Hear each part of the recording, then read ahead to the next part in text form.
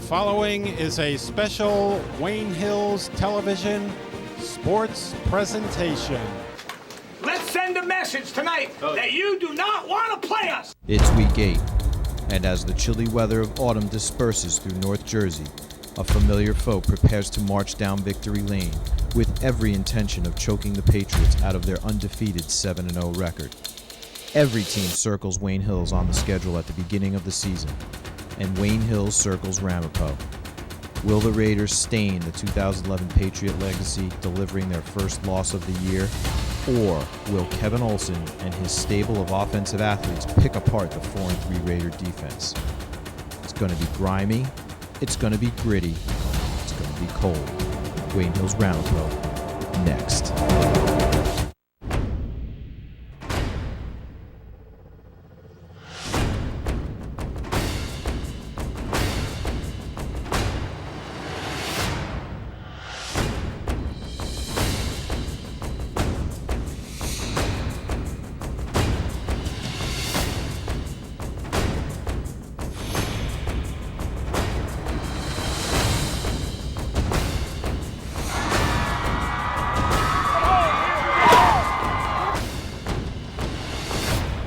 Hello and welcome to Patriot Stadium for this Friday night football matchup between your Wayne Hills Patriots and the Ramapo Raiders. I'm Nick Appaluccio here alongside Josh Mordkoff and Anthony Gabbianelli. How you guys doing tonight? I'm doing great, Nick. You know, it's a little chilly out, but I think I'm going to get past it. I'm pumped up and ready to do the game tonight. I'm very well and freezing, but I'm prepared. Very cold October night here. It's really the first cold night for the Patriots, so we'll see how they fare there. Well, we have keys for the game. We all do. So what are yours for tonight, Anthony? I have two of them. I have the secondary and Kevin Olson.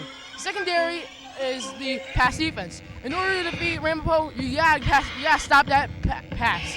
And then you have Kevin Olson. He has to no interceptions and no turnovers whatsoever.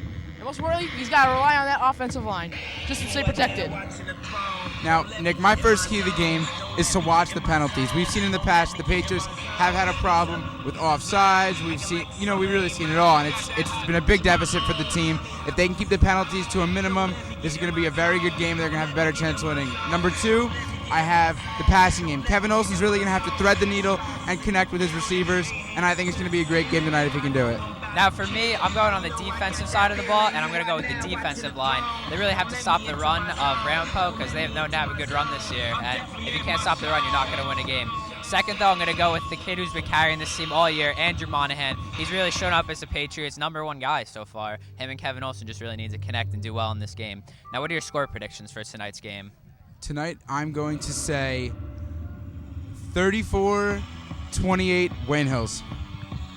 I like that score, but I'm going to go a little bit bigger. I'm going to say 40-30 Wayne Hills. I'm also going to go a little bit bigger, but I'm going to go 38-14 Wayne Hills. That'll do it for us down on the field, and we'll see you up in the booth at game time. A game that needs no introduction. Wayne Hills at Ramapo. And on the first play from scrimmage, Brian Dowling goes to the right. Justin Avedisian and Jake the Snake Shunky, a pair of pancakes. Dowling will pick up 32. After Wayne Hills would get the ball back, Brian Dowling would finish from 4 yards out, and Hills would go on top first. It was 6-0. Wayne Hills would take control of this game in the second quarter. Kevin Olson would throw this ball to the back of the end zone, and watch Troy Safino go up and get it. Stays in bounds. Hills had the lead right back.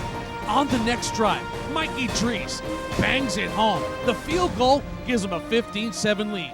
Wayne Hills would continue to run the ball down the Raiders' throat. Watch number 75, Jason Avedisian, delivers a knockout. And then with Ramapo trying to score before the half, watch the QB. He is in a heap of trouble. The Patriots just keep on coming. A loss of 23 on the play. After a quiet third quarter, here comes BD9 once again, picking up right where we left off in the first half. BD9 is loose, as he always is, down the sideline for 38. More defense in this game. The QB's under pressure. Backed up deep in his own end zone. This pass is going to be picked off by who else? BD9, Brian Dowling, into the end zone, 35 yards. A legendary performance by Dowling. 324 yards, 4 touchdowns. Hills beats Ramapo. Welcome to On the Line. I'm Alex Green, here with Jason and Justin Avedisian, two big twin linemen for the Wayne Hills football team. Guys, it's great to have you back. Great to be back. So, we've been on a few-week hiatus, but we're back and happy to be here. And you've beaten Ridgewood and Bergen Tech in the two games that we did not cover. Ridgewood was, expected to be a lot more of a blowout than it actually was. You guys won 28-21, only by one touchdown. What happened that game that it was so much closer than everyone thought it would be? Their offense is all big about, it's all about fakes. If your linebackers are looking in the backfield trying to utilize the ball, you're going to be done. That hurt us a little bit, and, I don't know, some bad tackling, really. Guys were trying to dive instead of trying to wrap up. But, it wasn't exactly our greatest game, but we came out with a win. And we tried to improve against Bergen Tech, which I think we did. And we got a big game coming up tomorrow. Pretty much same thing. Our tackling was really poor. I think we jumped off sides a couple times. Just a couple mental mistakes. But like I said, at Bergen Tech, I think we really tried to eliminate those mistakes. I think we did a decent job. You guys had shut out 4 consecutive teams for the Ridgewood game. And then Ridgewood scored before you guys did, took the lead, and I think that surprised a lot of people.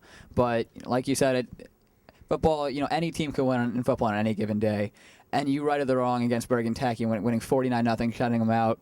And that was also expected. They're a lot worse of a team than you are. Wayne Hill's one of the top teams in the state, but Bergen Tech is certainly not up there.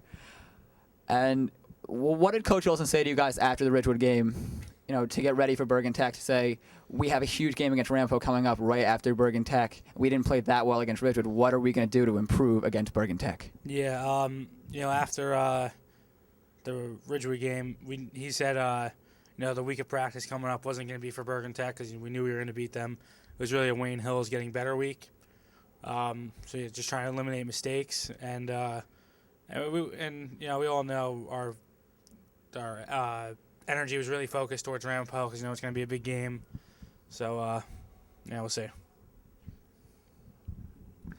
And we'll go straight to this week's topic, which is Ramapo. And your big rivalry game this year, you guys are 7-0. Ramapo is 5-2, and they have not lost a game on the road. And we're playing at Patriot Stadium, so they're going to have a lot of momentum. You guys always play each other hard, and you beat them recently. You beat them 36-14 last year, but they beat you in the championship the year before that. You guys have a huge history.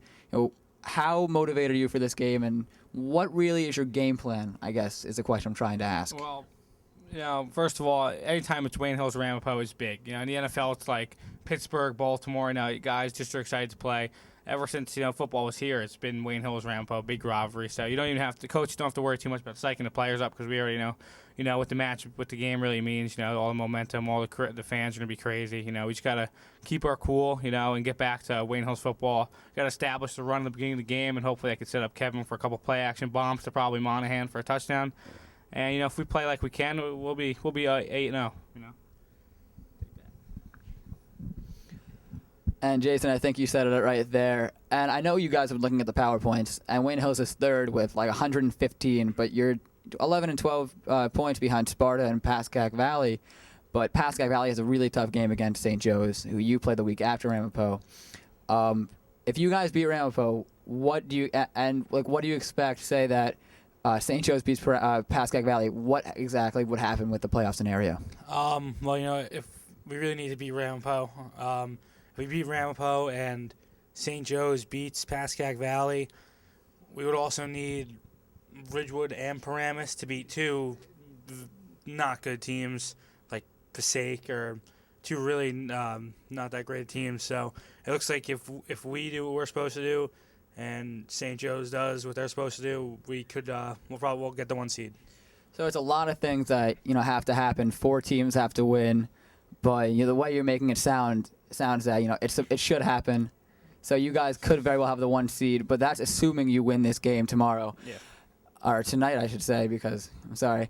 But who are the captains, the big players in the team that you have to look out for that you as a lineman have to stop? For Ramapo, if you look at the scouting report on offense, they only have 2 guys coming back. I know the guy when I'm on defense, one guy we have to watch, number 27. He's their overall playmaker. When it's 3rd and 8, 3rd and 9, they need a big play. They're going to him. They'll probably bring him out to flanker, maybe throw a deep ball to him, run a screen with him. They'll do whatever they have to do to get him the ball. So if we can stop him and they have decent tailbacks. If we stop them, control line of scrimmage, we'll be fine. Well, it looks like you guys are really pumped after the game. I know you're very excited, although you guys don't look it right now.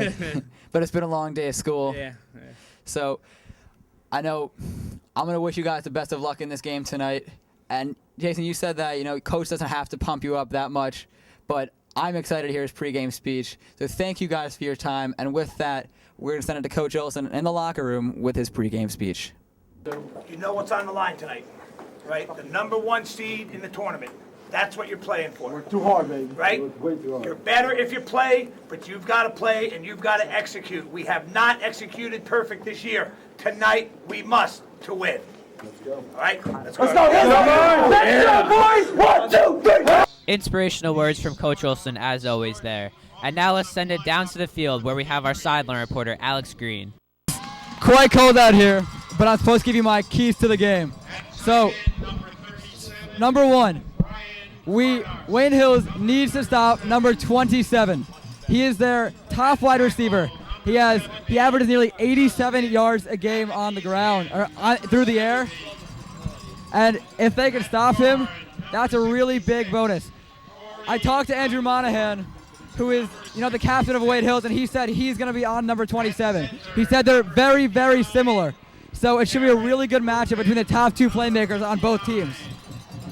And my second key is Wayne Hills' offensive line needs to step up.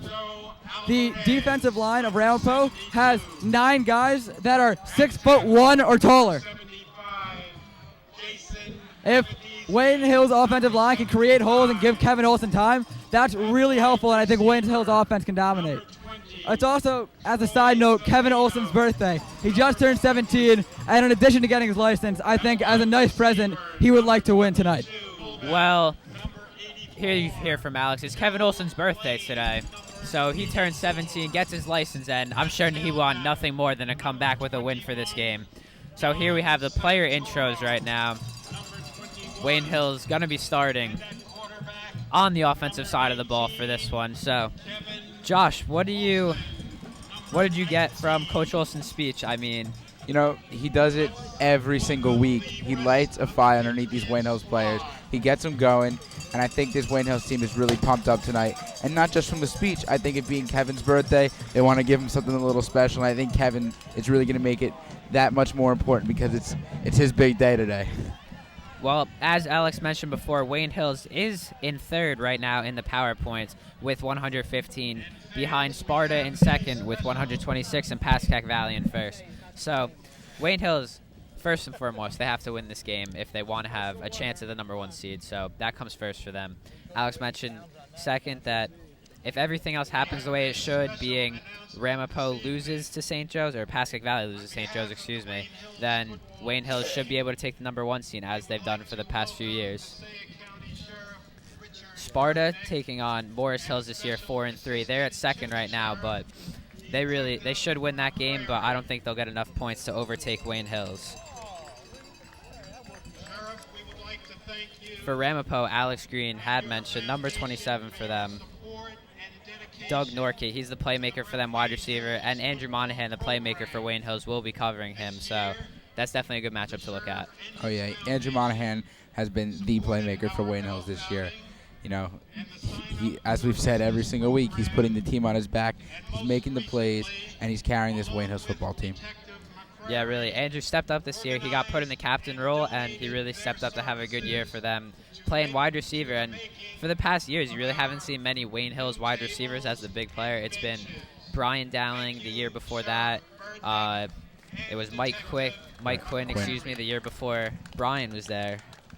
And Wayne Hills has never really been known as a passing team, but now with Kevin Olson there, they're trying to get him some reps because he is one of the best quarterbacks in the state. So they want to get him reps. They want to make him look good, and he is good for all that. And what I'm really going to be looking for tonight is the pass play. I love when they make those short passes. They keep the ball moving, and when they have those nice drives where 6-yard reception, 7-yard receptions, and they keep it moving. And I think that's good football. When Wayne Hills can do that, I feel like it definitely gives me a little more confidence in the win. I have always liked watching passing over running. I mean, running could get kind of boring with just blockers, and the clock keeps running too, so it elongates the game, or it quickens the game. But when you pass it, it's a big play, or you're going to see someone make something happen.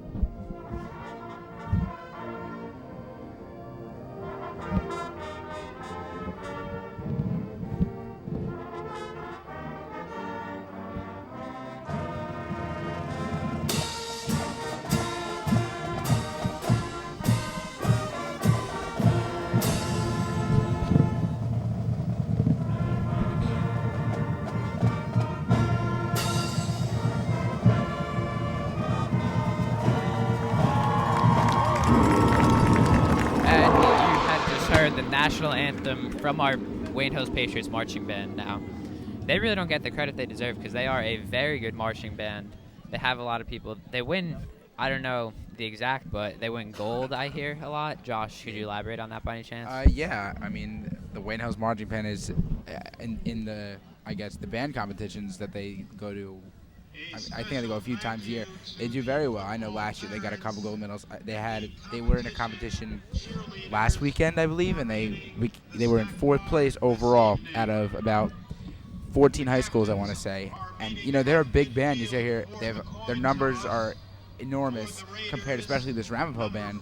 You almost count the number of kids they have on your fingers and toes.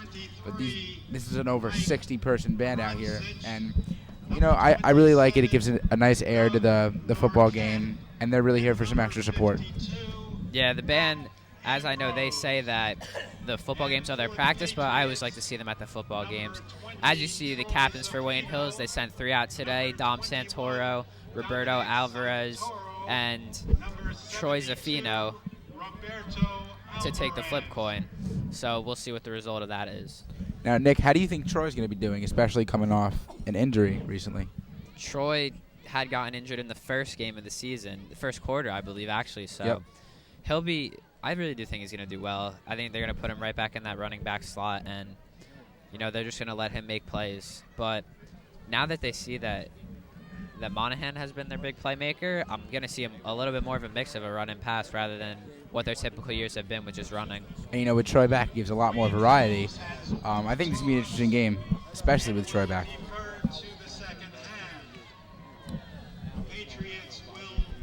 So the Patriots kicking off for this game as Ramapo will receive. So the start of this game coming up right now. As you hear that Patriot marching band started up for Wayne Hills. It's chilly out here tonight. Hopefully it doesn't influence the players at all. I know cramping has been a problem on the colder nights we've seen last season. But hopefully they're staying warm, they're moving around, just so they can stay healthy and get the W tonight. Last season, I remember being on the field for one of the games, and Zaffino cramped up, Dowling cramped up, and it was a mess. They both had to get stretched out right by Margaret, the school trainer who does a great job. They had to get stretched out by her on field in the middle of the game. So really, we took a big transition this year from it seems summer to winter. I mean, there wasn't really any middays there. It just went from nice out to cold in an instant. And we saw snow last night up here. End of October is almost unheard of. Supposed to snow tomorrow too, so Wow. possibly a win tonight with Wayne Hills could bring snowy weather tomorrow to Wayne, New Jersey.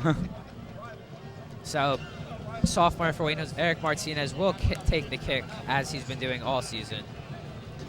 And we'll be underway with this one as Wayne Hills takes on the Ramapo Raiders.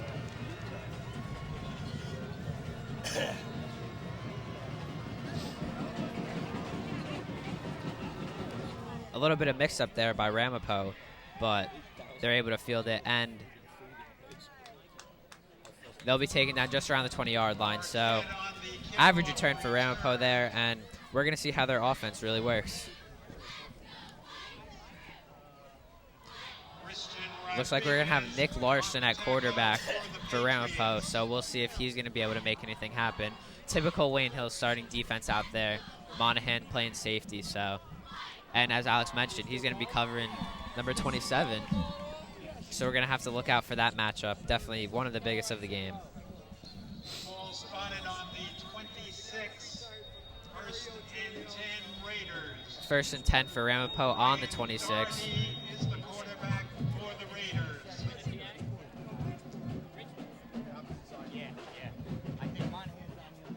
Ramapo will run the first play, and good run by Ramapo as he'll break through the tackles, get looks like just shy of the first down. But as I mentioned in the pregame, the defensive line for Wayne Hills really has to stop those runs up front, and he was able to just break through the tackles and get a good amount of yards on that play. I was just going to say that, Nick. You know, Wayne Hills, it's going to be big for them tonight to stuff the holes, and they cannot let the Ramapo running back get through, or else they're going to see a lot of big yardage runs just like that one.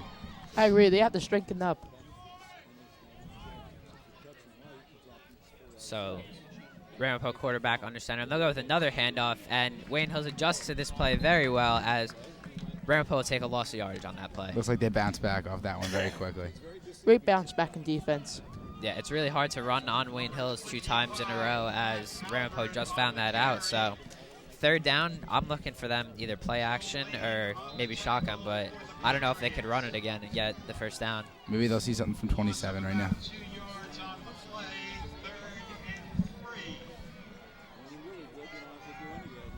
Excuse me, a correction from before. The quarterback for Ramapo is Ryan Dotrey, the senior.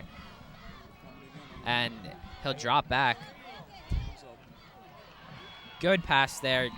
That'll be well more than enough for the first down. So Ramapo moves the chains on their first 3 of the game.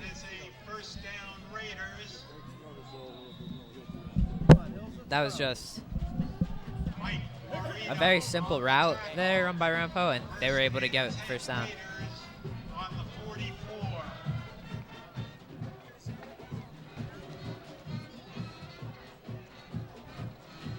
As you see to the far side of your TV screen, that matchup we were talking about before, Monahan and Perazzo. Ramapo will be in motion. Play action, and he'll look to that. He looks like he has him deep, and he does. Touchdown, Ramapo Raiders, as that matchup we mentioned before, Monahan and Perazzo, or Norquette, excuse me. And really nothing to say about that. He just beat his man. It was man-to-man, Monahan against Doug Norquette, and Just a very beautiful throw, like just a rainbow shot. I mean, great way to open up this game.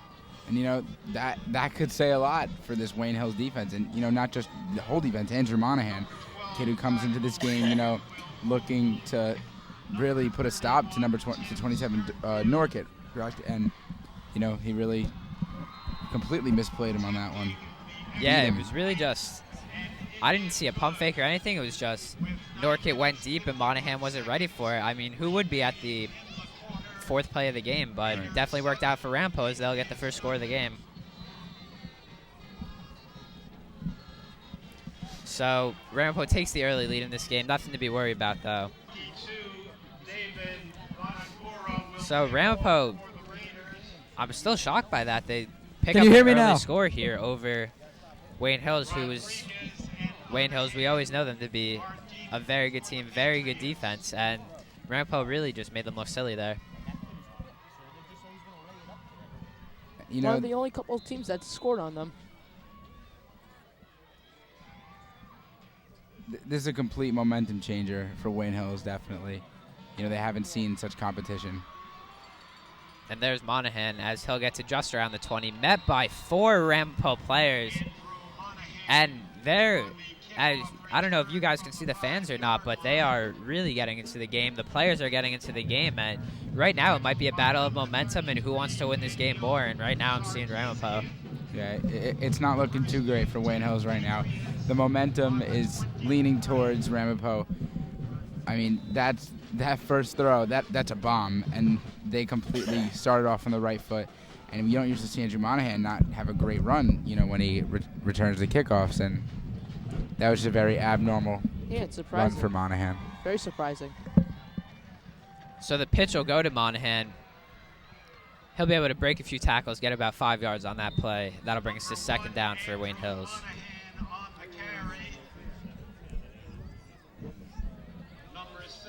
I think this is going to be a close game tonight, Nick. Yeah, really, my prediction of it being a 2 or 3 score game, I know it's early, but Ramapo really looks good in this game so far. They had that fourth play, that went for a touchdown, and it was, lo and behold, their best player. You know, just like Hills learned from their little defensive mistakes, so did Ramapo. They plugged the hole that time. Santoro only got a couple yards. So we'll have second down for Wayne Hills, or third down for Wayne Hills, as Monahan checks out. Now, I haven't gotten a good look at who's taking the running back snaps for Hills, but I don't think it's Zafino. Tripped up at the line, so 4th and 1. I can't see Wayne Hills going for it this early, as they'll send out the punting team. Surprising, very surprising that he got tripped up on that. You usually see him just get that first down on such a short play, but so far Ramapo's defense has just shocked them. It's not all the time you see Wayne Hills go down like this early on in the game. They usually get it going early on and bring the momentum, but it looks like Ramapo's got it this week. Yeah, it's very surprising to see Wayne Hills go 3 and out on their first drive of the game, especially against Ramapo. And we have Jeff Gignac taking the punts for Wayne Hills today. He'll get a good bounce on that one, as it'll roll just short of the 20-yard line. So a good punt for Gignac there, his first that I know of the season. Before, was Eric Moskal taking the punts? We've definitely seen him out there. So Gignac possibly winning the position in practice, getting the position, who knows, but good punt by him there, as Ramapo will start it on the 22-yard line.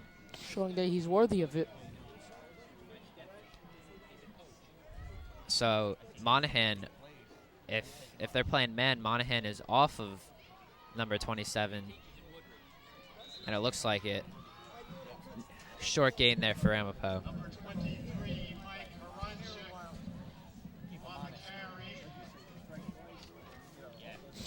So we'll have second half for Ramapo.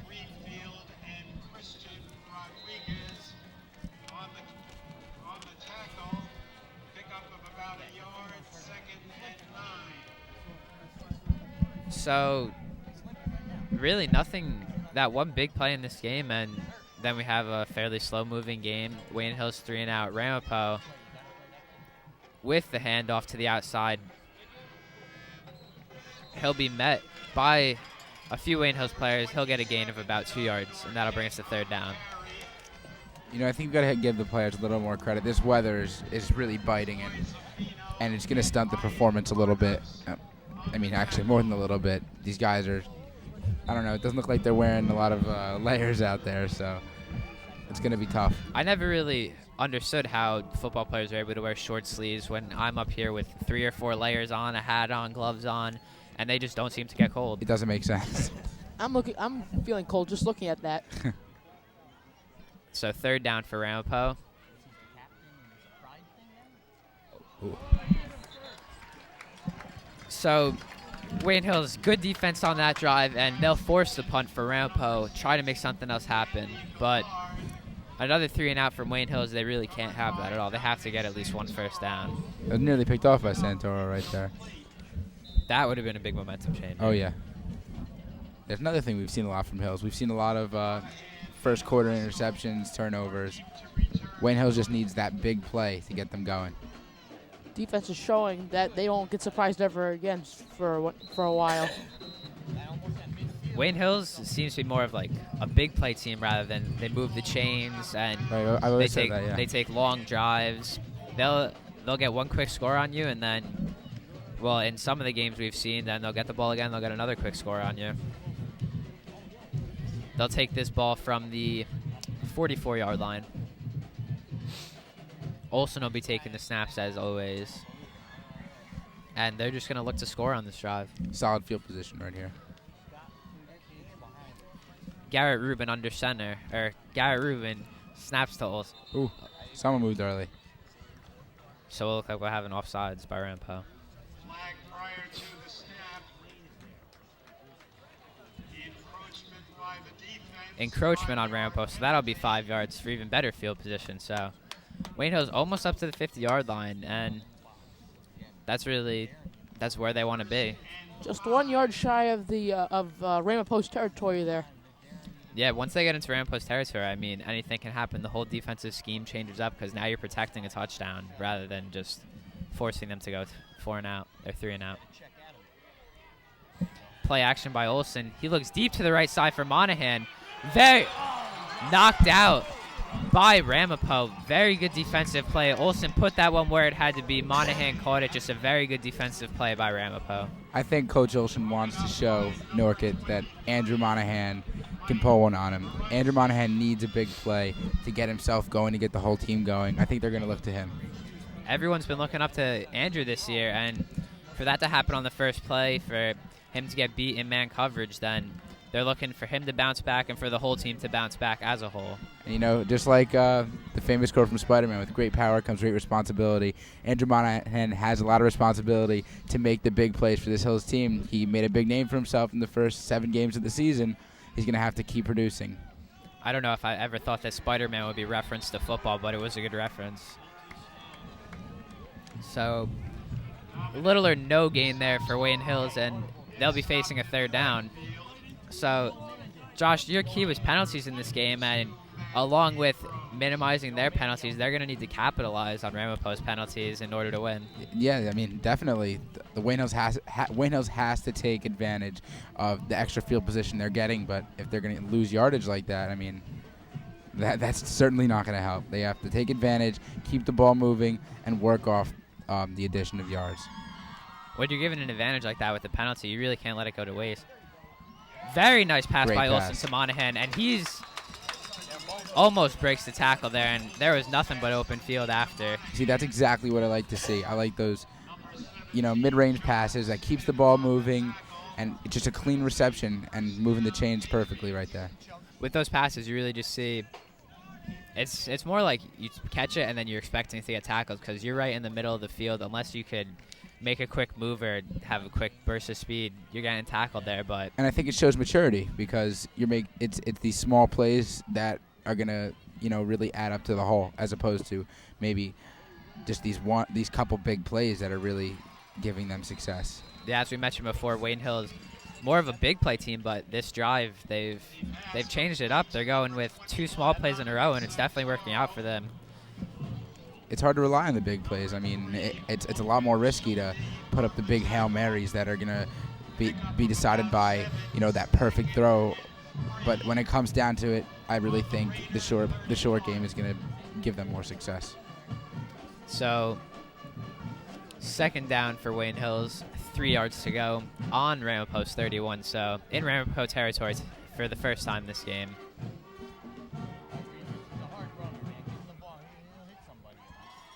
Handoff goes to Rodriguez, and he'll go nowhere with that one. Looks like he went back a couple of yards there. Yeah, it looks like a loss of yards there for Rodriguez, and they kind of stacked the line there, so you really expected a run. And Ramapo apparently expected it and did well in defending it. 3rd down and 1. or excuse me, 3rd down and 5. Yeah. As we've seen so far, I think this game is going to really be, a really gritty game. It's going to just come down to stopping the lines clashing against each other, especially on the short runs. We'll have a penalty there on Wayne Hills. False start. So, Josh, there's those penalties. You have a 3rd and 5 opportunity. Now you're moving it back to 3rd and 10.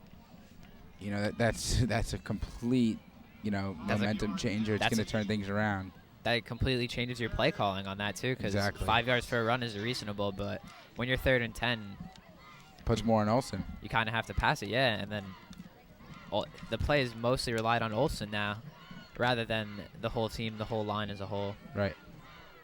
And I guess that goes back to saying how Wayne Hills is, a risky team. They have to make these big plays that are going to be big decision makers. Trickery there. Wayne Hills just looks lucky not to get an interception on that one. I don't think that was what was supposed to happen on that play. No. Look at desperation throw. Almost intercepted by 2 guys there, but if they did intercept it, it was an easy touchdown for them because there was no coverage on them. Yeah, so Wayne Hills lucky to get away with a completion there and a loss of 1 yard rather than a pick 6 for Ramapo. I think that was a poor call on Olsen's part. Well, you saw him roll out right at the beginning, and he was quickly met by everyone, so he turned around and tried to get a quick pass off. Nice pump by Gignac. It'll take a friendly bounce, and they'll down it right at the 10-yard line. So Gignac really earning his stripes at the punting position, so a good coaching decision there to put him in as punter. But punting is going to win football games. Not many people look at it like that, but if you think about it, punting does really set your whole tone for defense. That's true. I mean, every little thing adds up. Yeah. But right now, punting is not what Wayne Hills needs. No, Wayne Hills needs a play, needs an interception. They just need something to change the momentum in this game because, quite frankly, Ramapo really has all of it.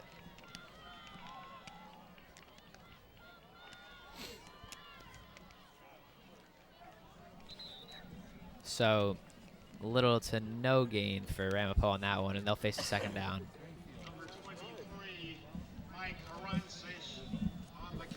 Now, we mentioned it before, Wayne Hills 3rd in the points. So, winning this game would put them in line to become 1st and get that 1st seed for the playoffs. Also, it would have to happen, Pascack Valley has to lose St. Joe's, that's what's expected. But what was expected in this game was for Wayne Hills to come away with the win. It's only the 1st quarter, but they're trailing right now, as is very different than all of their other games.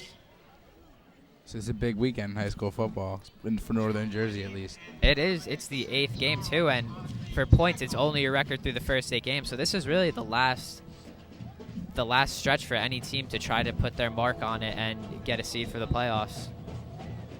And I believe if Wayne Hills wins and so does St. Joe's, Wayne Hills has home next week. That's definitely really big for Wayne Hills to have home field advantage. They have really big fan turnouts when they have home field. As away games, we've noticed it's not so much. And when the students come for the home games, that's really when, the crowd gets into it. Yeah. So Ramapo will take a timeout there. And we're nearing the end of the 1st quarter, 1 minute and 4 seconds left. So not the 1st quarter that I had expected, or I'm sure many other people, but still an entertaining football game.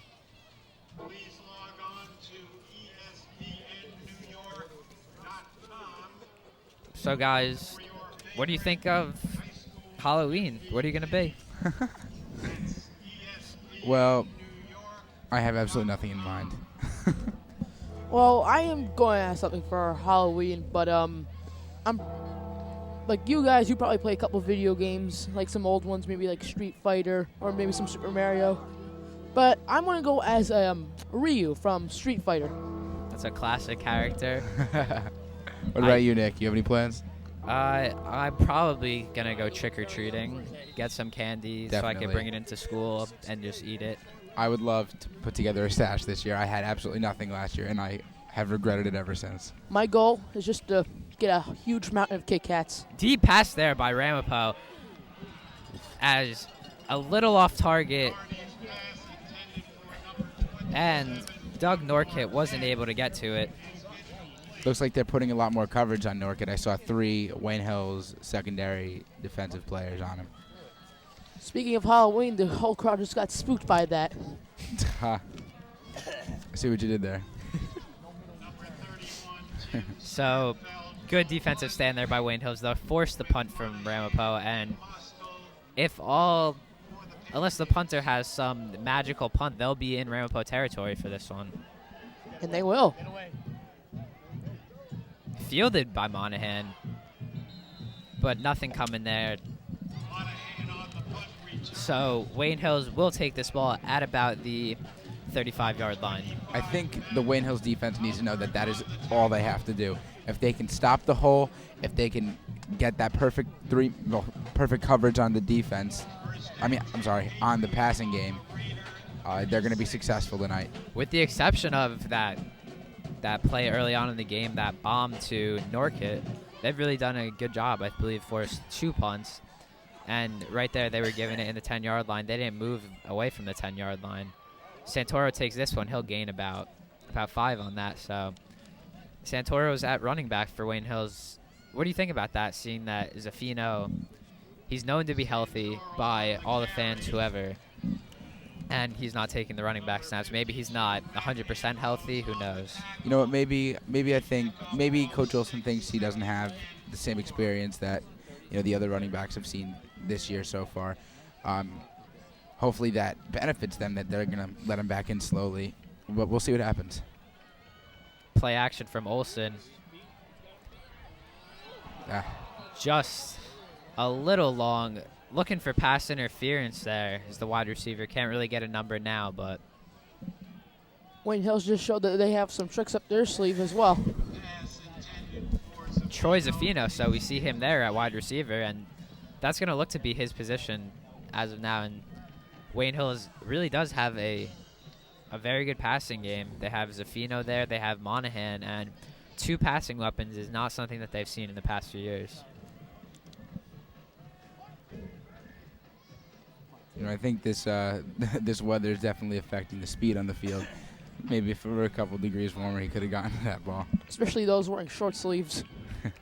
So play action again. Olsen being chased. Gets rid of it. Nice. But tipped by Ramapo, and Wayne Hills will be facing a 4th down. That couldn't have been any closer. So 2 very close plays from Wayne Hills as we near the end of the first half, but luckily neither of them got intercepted. Olsen nearly blindsided on that one. Thank God he got the ball away.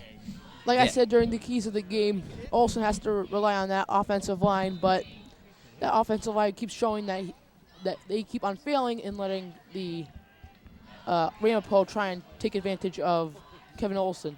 We rarely see Kevin Olsen sacked. I mean, the Wayne Hills offensive line has showed a great performance this season, but I mean that was surprising, I think. 4th and 4, they'll go for Olsen back, and as we mentioned before, some pressure, and great pass. Looks like they'll get the first down. Very nice catch by Zaffino.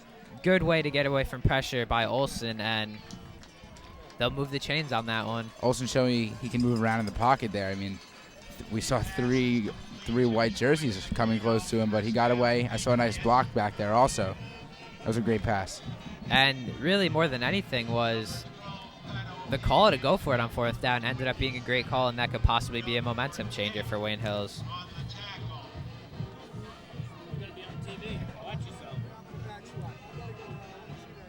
So timeout called here by Wayne Hills as we are, the end of the first quarter. Didn't notice the time clock. So at the end of the first quarter, we have 7-0 Ramapo. We are not used to saying that very often, but what did you guys see from the first quarter so far? I think it was a pretty strange first quarter. We saw that big pass play for a touchdown from Norkett, and it just kind of went back and forth after that with a battle of defense. Hopefully Wayne Hills can bounce back, get the momentum going, score a couple touchdowns, and just not let the Ramapo offense through. So that'll do it for us for the first quarter, and we'll be back for the start of the second quarter.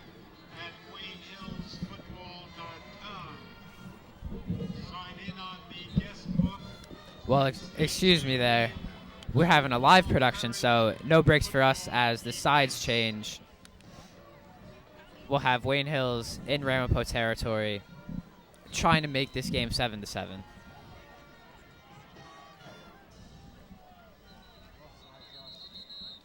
Looks like we're going to have a flag on there.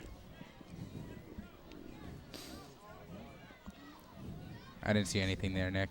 We're going to have false start on Wayne Hills, so it was not called immediately as you saw the play was run a little bit. You know, like I said in the pregame, that's the type of thing that's really going to push Wayne Hills back. You know, they're going to into the second quarter, you know, maybe ready to bounce back from the deficit, and first snap, you know, going to go back 5 yards. That's not good. So 1st and 15 now with those penalties. Again, they're affecting Wayne Hills. They really gotta fix that up because that's unnecessary yards that they're giving up. Olsen under center. He'll be taking the snap from Garrett Rubin. I formation for Wayne Hills with Monahan wide. Looks like there's some difficulty. Oh, just the ref getting out there. Maybe there was some difficulty. So Olsen under center. And they'll hand it off to Santoro as he's still moving. And he's able to make that play into a gain. Rodriguez, excuse me. Great bounce back on offense on the Wayne Hills side. It's nice to see the junior Rodriguez there, really making something out of nothing for that play. You know, we've said it every single week. Wayne Hills has great running backs. They have guys that can pound it in. They have guys that can, you know, make the long runs happen. And we just saw right there, Christian Rodriguez pounding it through, getting the 5 yards they lost right back. And there's a handoff against Rodriguez as he'll break through. There it is. Everything. Touchdown, Wayne Hills. Dominic Santoro, excuse me, number 21 on that one. Just a great run there, finding the hole and just taking advantage of that. First touchdown for Wayne Hills. Very, very, very awesome. You know, they almost made it look like the defense made a pathway for him. There was no one there. There was no one there whatsoever. Yeah, I mean, after the countless attempts Wayne Hills had taken to run it up the middle, I really wouldn't expect it again. And they did the unexpected and were able to put 7 on the board. Well, assuming this kick goes through, which it splits the upright. So at the start of the second quarter, 1 minute in, we'll have 7-7. Wayne Hills tied with Ramapo. Remaining in the half, Patriots 7, Raiders 7. So now Wayne Hills kicking off to Ramapo, and they've gotten some of their momentum back. And this is shaping up to be a really good football game. You know, I want to say something about Eric Martinez. You know, this young kid, he's playing great. He's doing really well, and he's such a reliable kicker. I think we've only seen a couple field goals missed by him this entire season, and he's got a couple more years in high school, so I think he's going to turn out to be a great player.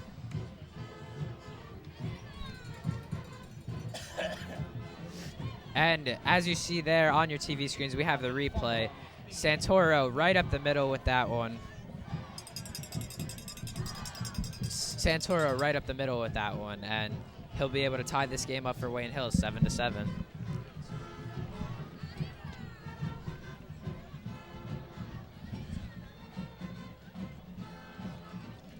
So Martinez again kicking off for Wayne Hills. Number 36, Skylar Amador is deep to return. The kickoff by Martinez.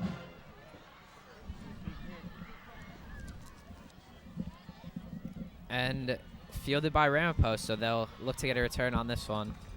Taken down just around the 20-yard line. Number 36, Skylar Amador on the kickoff return.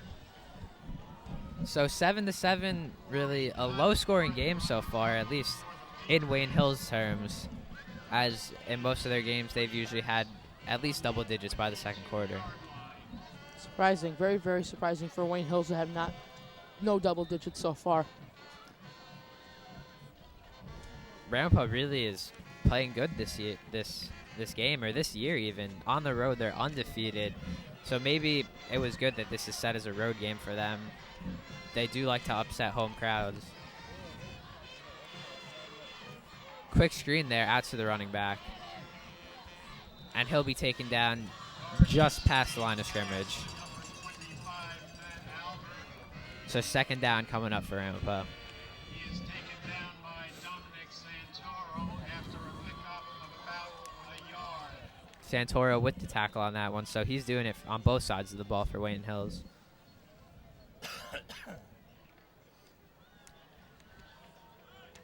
Ramapo takes the line.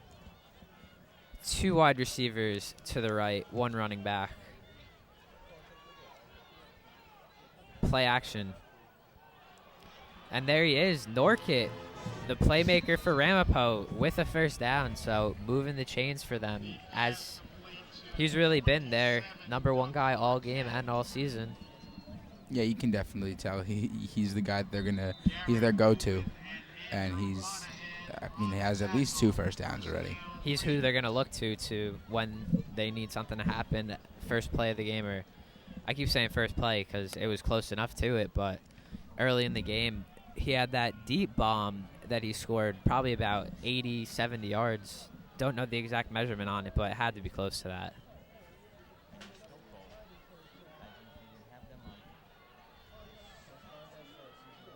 Ramapo with the handoff. Nowhere. And diving over the line, we saw their number 55 for Wayne Hills. We'll get the player on that in a minute, excuse me. He's a junior, Nick. Nick Galizia. Yep. So diving over the line of scrimmage, showing that he wants to win this football game, as does the whole Wayne Hills football team, I'm assuming.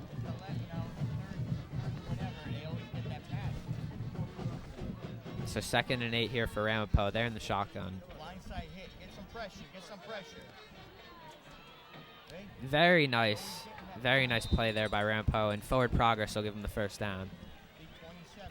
You know, I'm sorry. No, you can go. Okay. I think Ramapo's offensive line is doing a great job. There's absolutely no pressure being put on the quarterback. And I think if Wayne Hills really wants to have a little bit more success and stop the touchdown, they're going to have to get to him. Yeah, that defensive line really needs to break through and bring pressure, because as it looks right now, he has all day back there to throw, and someone's eventually going to get open, or he's eventually going to see something he could throw to. But if he's given a little bit of pressure, then we're going to see really how good Ryan Dotry is on his feet. Handoff for Ramapo, and they'll see nothing there. Loss of yards on the play. Good defense on that play. We really haven't seen much of the run from Ramapo. You know, I think Wayne Hill's doing a great job guarding it, but you know, this the Ramapo pass game is really going to be something that's going to be tough to deal with. Possibly the reason that we're seeing so much throwing from Ramapo is that it's working, and right there you saw the run, it's not really working. So they're going to keep going to the pass in this game. Just trying to run it down their throats, but as the defensive line shows that they can do it, they can take down that running for Ramapo. So 2nd and 11 for Ramapo. Dotry in shotgun takes the snap and just gets that one out. A little dump screen right there, and quick on his feet, able to make some moves for Ramapo. Number 23, Mike Ronchich. I mean, that answered our question, Nick. Doherty was under a little bit of pressure, and you know, he dumped it out to number 23, and that was a big play. Very nice design play there. Expecting pressure, I guess. They had the dump screen there just for that, and they were able to dump it out. Looked like Wayne Hills was almost going to sack him. They had like at least 4 or 5 guys there, but then when he just broke through, when they made that screen pass, it looked like there was no one there. So Dotry under center, man in motion, and we'll do play action. Pass to, I believe it was intended for number 83 for Ramapo, Justin Rice, but really nowhere near him, and luckily that did not get intercepted. Patriots can definitely use a turnover right about now. Oh, yeah. That big momentum changer for Wayne Hills throughout this year has usually been a turnover. They've been able to put a couple interceptions into the scoring, or score on them, and get pick sixes. So, haven't seen one today though. I would like to for Wayne Hills. I think we'll see one from Monahan. Handoff for Ramapo and No way. tripped up right at the line of scrimmage there. So we'll look at a third down coming up for Ramapo. Once again, the run game doing absolutely nothing for Ramapo. I mean, that's great that Wayne Hills is stopping that. But Ramapo's almost reminding me of Wayne Hills right now. The little game's not really working. They're making these big pass plays to really succeed and score essentially. Yeah, their only score so far is on one of those big plays, and really, I can't remember one run play that's gone for long. Even the dump screen was, I don't know if that's close enough to a run, but there they are passing again. And right there, you see him again, Doug Norkett, making moves for Ramapo, getting to the outside, and he's definitely got to have some speed to be able to outrun Monahan, because we all know that Monahan is one of the fastest people on this Wayne Hills team. Number 27 on Ramapo looks like he got hurt on that play. Just a monster takedown for the Wayne Hills defense on that. Very devastating to Ramapo if Norkett was to get hurt. A senior captain for them, and really they're one big playmaker right now, as we'll get the report on him. Yeah, he looks like he's in a little bit of pain. As he went to the sideline. Looks like we're going to check him out soon. Yeah, he's definitely not feeling too well. So now I wouldn't be surprised to see them go to the run. And they'll do just that. Again, there you see number 23, Mike Ronchich, also a captain. So possibly a second weapon for Ramapo that we're seeing coming out right now. Have you guys ever seen The Longest Yard? Of course. Kind of reminds me of Meggett, the running back for them. Nelly. I mean, how do you? Well, How do you think? He's not really a power runner from what I could see, at least. I haven't seen him really go head on with the defender. He's more down with eluding defenders and making moves to get around them. And right up the middle there for Ramapo. To their fullback? Number 40, Zach Boucher, and he'll be a couple yards short of the goal line, but that one will move the chains. They'll be at 1st and goal. And Ramapo could take a lead in this game, as we have our tied score here 7-7 with 5:45 remaining. I think we're going to see a score here, to be quite honest. They're moving the ball. They're in the red zone. I mean, Wayne Hills has stopped the run. Time will tell. Referee's blowing the whistle for some reason there, and Wayne Hill's taking the timeout, so Coach Olson gonna try to design a scheme. I can't see them going to anything else but the run. With the injury to Doug Norkett, we don't see him back in the game yet, so really maybe another run right there to Boucher right up the middle. That worked last time. Something else we see a lot from Wayne Hills is a lot of timeouts called early on in the game. And, I mean, we haven't seen it go for or against Wayne Hills because, they've come out with a W every other week. But who knows, maybe it could really come down to the time management. Yeah, that was, I don't remember whose key play or key to the game, but clock management, time management was one of them. And really using these timeouts at the times they are, well, for the first half, they're not really using them for time clock purposes. But we know in the second half that, I can't remember what game it was, but they had used up two of their timeouts before the fourth quarter even started. And if need be, if they needed them down the line, they wouldn't have had as many as they needed.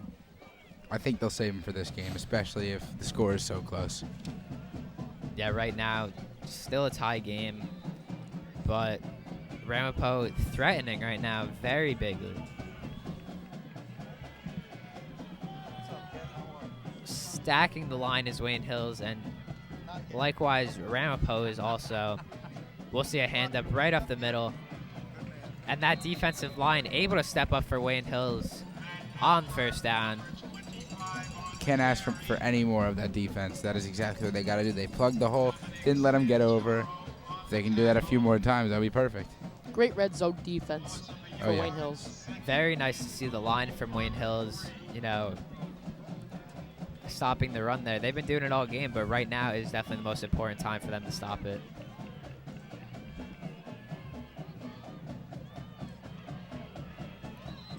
Doesn't look like he'll score on that one, so another stop for Wayne Hills. So just like that, Ramapo is at third down.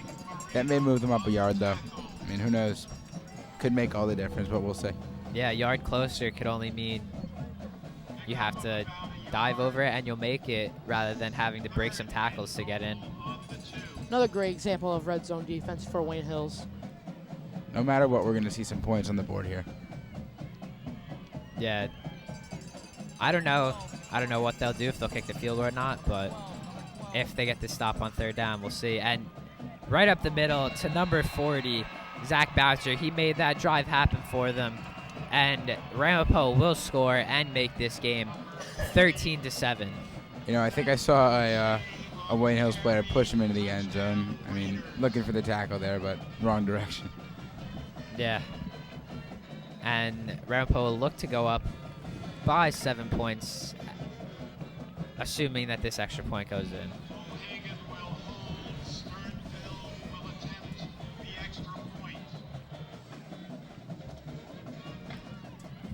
And it's good for Ramapo. So, with 4:19 remaining in the second quarter, we have Ramapo surprising Wayne Hills up 14-7. Now, not what we expected at all in this game. So, what do you think Wayne Hills needs to do to get back in this one? I mean, Wayne Hills, I don't think they're playing too badly. They're stopping it, but we're seeing the pass get by.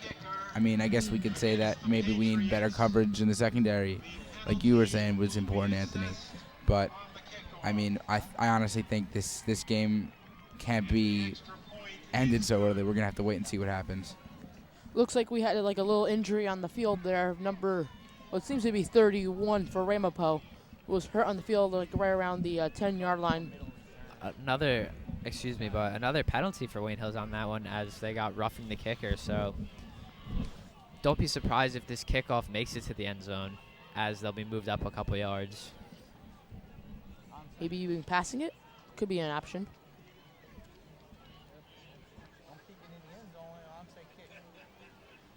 I actually have a question for you guys. The World Series Game 7 is on tonight. Who would you guys like to see to win? To be honest with you, Anthony, I could not give you an accurate answer, as I don't know the teams playing in the World Series. Let's see. You have the Texas Rangers and the St. Louis Cardinals. I know. I never made a prediction, but I believe on my talk show called The Rain Delay that I did with Alex Green, I had said the Rangers, but I'm a little bit of a flip-flopper, so I'm going to have to say the Cardinals. I'll agree with you. I think the Cardinals can win it today, especially if Albert Pujols is a free agent next year. I think he will like to leave with a ring. I don't think he'll be leaving St. Louis at all. Well, I know he spent his whole career there, and if I were a professional athlete, I would want to spend my whole time in one city. But I am not a professional athlete, nor do I think I'll ever become one. And there you see it. The kickoff reaches the back of the end zone, and Wayne Hills will take this one at the 20-yard line. I want to see a big play right here. I mean, we haven't really seen any huge plays from Wayne Hills thus far, but I want to see a big momentum changer. Besides the touchdown from before, I think another big play by Wayne Hills would boost this crowd here for the home team. Well, we're forgetting Wayne Hills does receive the ball at the second half. So not necessary to put a score on here, but definitely necessary for Ramapo not to get another score before the end of this half. Would be nice for Wayne Hills to put another touchdown or at least a field goal on here. Any points, really. Wayne Hills does have the time. There's no reason why they shouldn't be able to do this. So play action from Olsen. He'll roll out. Nothing really open as he... That was poor. Overthrows Monahan in the middle of the field there.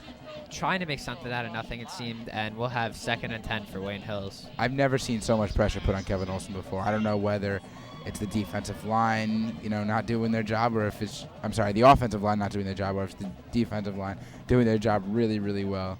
That's gonna need to improve itself. Alex did mention that on this Ramapo defensive line, there is not very small kids. They have all huge. kids 6 feet and over, and maybe just outpowering this Wayne Hills offensive line as they'll hand it off, and again the line breaks through. Number 52, Matt Ambrose, the captain on that one, so Wayne Hills will be looking at a 3rd down. I think something that we're not seeing tonight that, could give the Hills offense a little more is the pass play. And every time they go to it, it seems to be, I don't know. Well, you know what they have, but it hasn't been successful. That's why I'm not really recognizing it. Well, if you look at it that way, the running game really hasn't been Wayne Hills successful either. No really big notable plays that we could pick out from this game. If they want a big play, they're going to want it right now. Sacked is Olson, and a fumble on the ground. And Ramapo will recover this one. So there it is. Ramapo finally breaking through to Olson, and it happens in a big way as they'll get the ball inside the 20-yard line. I am shaking my head right now, Nick, that if there's one thing that you don't want to happen, it is that a lot of time for the touchdown and a turnover. This is a complete momentum builder for Ramapo, and we're going to see some more points on the board for Ramapo. This is not good for Wayne Hills. Yeah, really. They're not going to leave this drive. Unless it's a turnover, they're not going to leave it without points. So Wayne Hills possibly going to be down by 2 scores after this drive, and they'll call a timeout. Like you said before, I am also shaking my head, but I'm also shaking my body because it's so cold out here. I'm wearing 3 layers, and I'm still cold. My feet have kind of gone numb already. Me too. I did wear baseball socks in preparation for the game, but I didn't expect it to be this cold. You know what I mean? Although we're freezing, I don't think it's much of an excuse for the football players at this point, because we're in a post needs to be performing very well in such circumstances. Yeah, Wayne Hills, I don't know if it's the weather, I don't know if it's Ramapo's presence, but they don't seem ready for this game. And last week playing Bergen Tech maybe was more of an off week for them, and they weren't able to prepare for this game as well as they could. Nick, it's funny you say that. I asked number 44, Nick DeSico, this past week, do you think it's going to be against you guys that you had such an easy game? And, he disagreed. He said it gives them 2 weeks of practice geared towards the big game for Ramapo as opposed to only having 1, but it's really not showing itself here. It always does happen for Wayne Hills that they have, a blowout before they have a big game, and I never really think it can help. As a pass deep into the end zone, Norkit, another touchdown on the game, so Ramapo up 21-7 over Wayne Hills as we have 3:12 remaining in the half. A huge surprise for Wayne Hills. I don't even remember the last time they were down by this many points. Yeah, really. Definitely no one was expecting this for Ramapo to be up 2 scores on Wayne Hills. You could expect a close game, but 2 scores is kind of pushing it. And Wayne Hills now, really they need a score before the half because they can't go into the half being down 2 scores. Wayne Hills is sleeping right now. There was no one. Absolutely no one on Norkit. There were 2 guys around him, but they were not near him. Now they know him as the big player, and they really haven't manned him all that well this game. Wayne Hills needs to adapt to this. They need to see what's going on. They need to learn from their mistakes, but it's just not happening. Now, as I was talking about before, how they always have a blowout before a big game, I really don't see how it can help them, because the last memory in your mind of game time on the field is an easy game, an easy line. Obviously not anything close to as good as this Ramapo line has been. So I don't think that having a blowout or having an easy game before a hard game really helps. Right, it's almost like they're too used to winning. So 3:12 remaining in the half, and you know what? Wayne Hills really, I'm flustered by it. I'm sure they are too, but I would like to be in the locker room to see what Olsen has to say to them at halftime.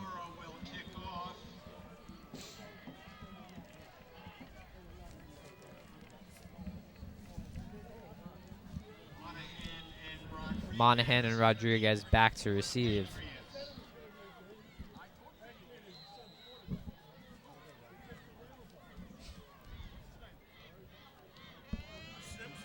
Big kick. And this one will be fielded.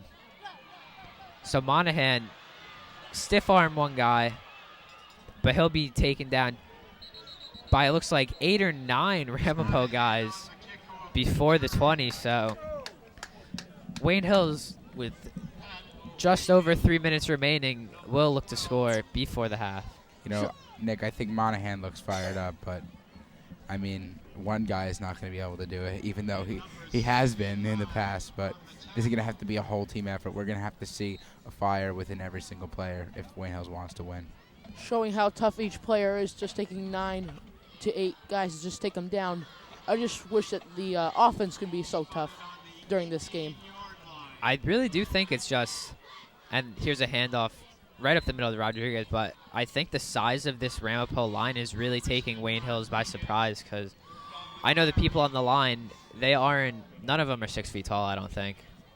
No. I know both Evidesians are under 6 feet, Corey Comforth under 6 feet, and then Garrett Rubin also just around 6 feet, probably under though. So, and you know, from up here, we can't really tell that much. I mean, I think size is a little bit stunted, but down there you have a guy like Christian Rodriguez, not the tallest guy, coming up to the line and seeing a 6'1" guy in a white jersey. It's a little bit intimidating.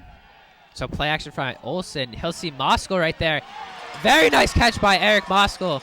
Flag on the play, so we'll see what that is. But Eric Moskal taking initiative to move the chains for this game, bringing them to Ramapo territory. Could that have been offensive pass interference? Looked like he pushed off a little bit, Nick.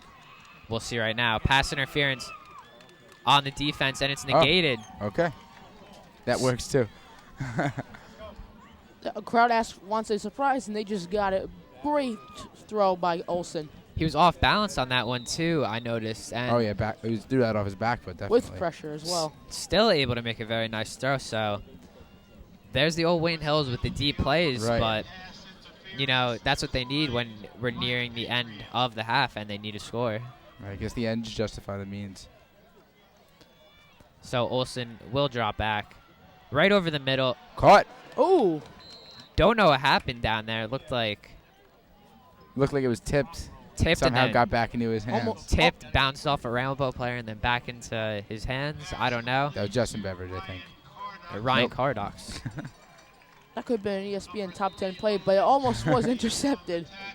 Yeah, so very lucky for Wayne Hills again, because an interception there that would have been the momentum killer for the second half, you know, after that big play by Moskal. Nick, I'm starting to think that Wayne Hills might be a little bit of a lucky football team, even though, you know, they've been winning. It's been working in their favor, but it's almost like they rely a little too much on the Same play victories. there. Step up. Sorry, Josh, for cutting you off. That's but cool. No, don't worry about it. Same play there. Olsen almost identically throwing off his back foot, except Zafino this time, but just underthrown a little bit.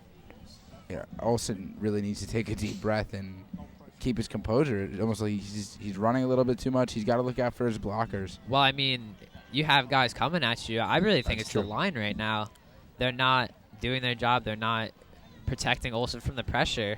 As you mentioned before, we don't see Olsen stacked very often, and in their past 2 or 3 drives, he's really been seeing a lot of pressure, and he's had to make quick decisions. Let's keep an eye on this offensive line on this play. Like I said in the key plays, he's going to want to rely on that offensive line, but the offensive line is failing him.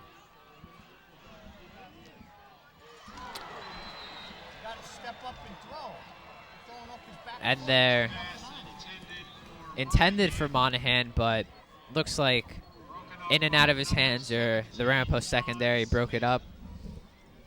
But Olsen, really, he keeps backing up, and I don't blame him, but that play he looked like he had pretty good protection on. But he has to stay in the pocket, really, and take a sack if he needs to. Ramapo is just outplaying Wayne Hills right now. We saw there not much pressure against Kevin Olson, but again he's scrambling off the play action. He's throwing off his back foot, and it's just not looking pretty. And then when you have Monahan under all this coverage, it's not easy to catch the ball. He's got a guy behind him. Second the ball touches his hand, he's going to get hit. I mean, it's not easy to catch that.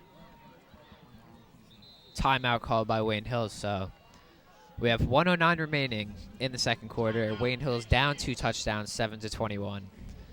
So a score is really necessary for them here. A touchdown would be best, but a field goal could set them up for a good second half.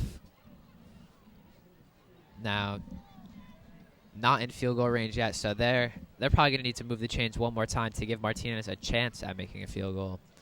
So really the first down here is necessary. We're going to need to see a completion on this one.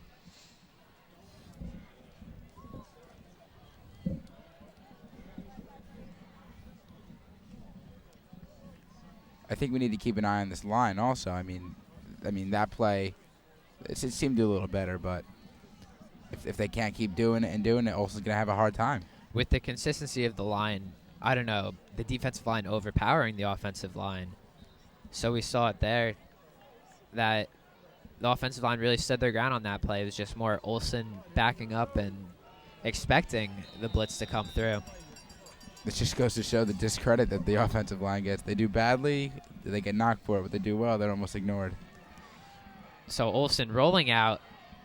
Nice pass there. They'll get the first down on that one. Eric Moskal with his second first, or Troy Zaffino, excuse me, so not his second first down of the drive. 2 fourth down conversions there. Just shows that the offense, when they need to get it done, they can get it done. Yeah, you see it. And then on their 4th down conversions, they go to those short passes that, Josh, you mentioned you like to see, but maybe instead of the 4th down conversion, they need to be doing those on 1st and 2nd down and really move the chains. Someone moved. I think it's on Wayne Hills. Ugh. False start on Wayne Hills. So, again, penalties really, this is the time that you don't need to get a penalty, and they really get one right now, and it's going to show. It's going to hurt them because now don't think they're in field goal position now for Martinez to have Definitely not. a shot in the wind. Quick pass out. That's a mental error. You gotta step back. You gotta see your options. Not a good pass right there. Even if the play was designed to go to Zaffino, it just wasn't a good pass by Olsen there. No way.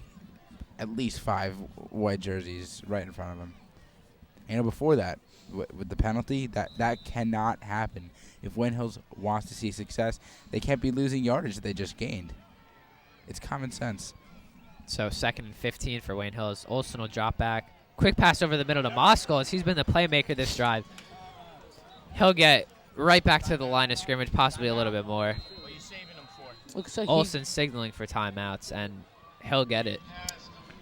looks like a 7, maybe even 8 yards on that play. So good play for Wayne Hills there, and they're inching closer and closer to field goal position, but more importantly, they're inching closer and closer to that first down. And, if the penalty hadn't happened, they would only have 2 yards to go as opposed to, 6 yards. Yeah, and even if the penalty didn't happen, you might have seen a dive there by Moskal to get over the pylon and get that first down.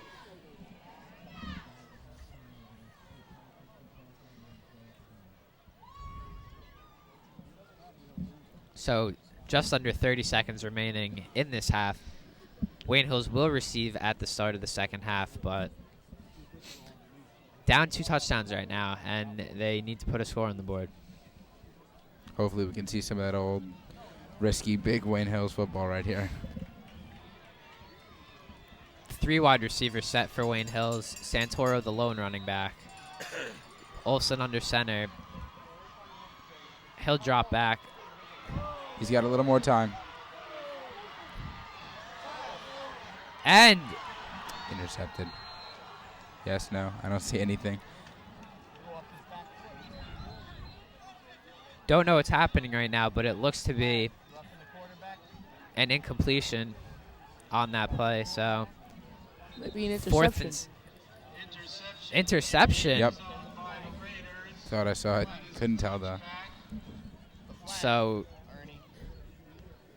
really, the last thing Wayne Hills wanted to do. Again, Olsen looked like he threw off his back foot there. I think I see a flag on the field too, Nick. Down by the 30.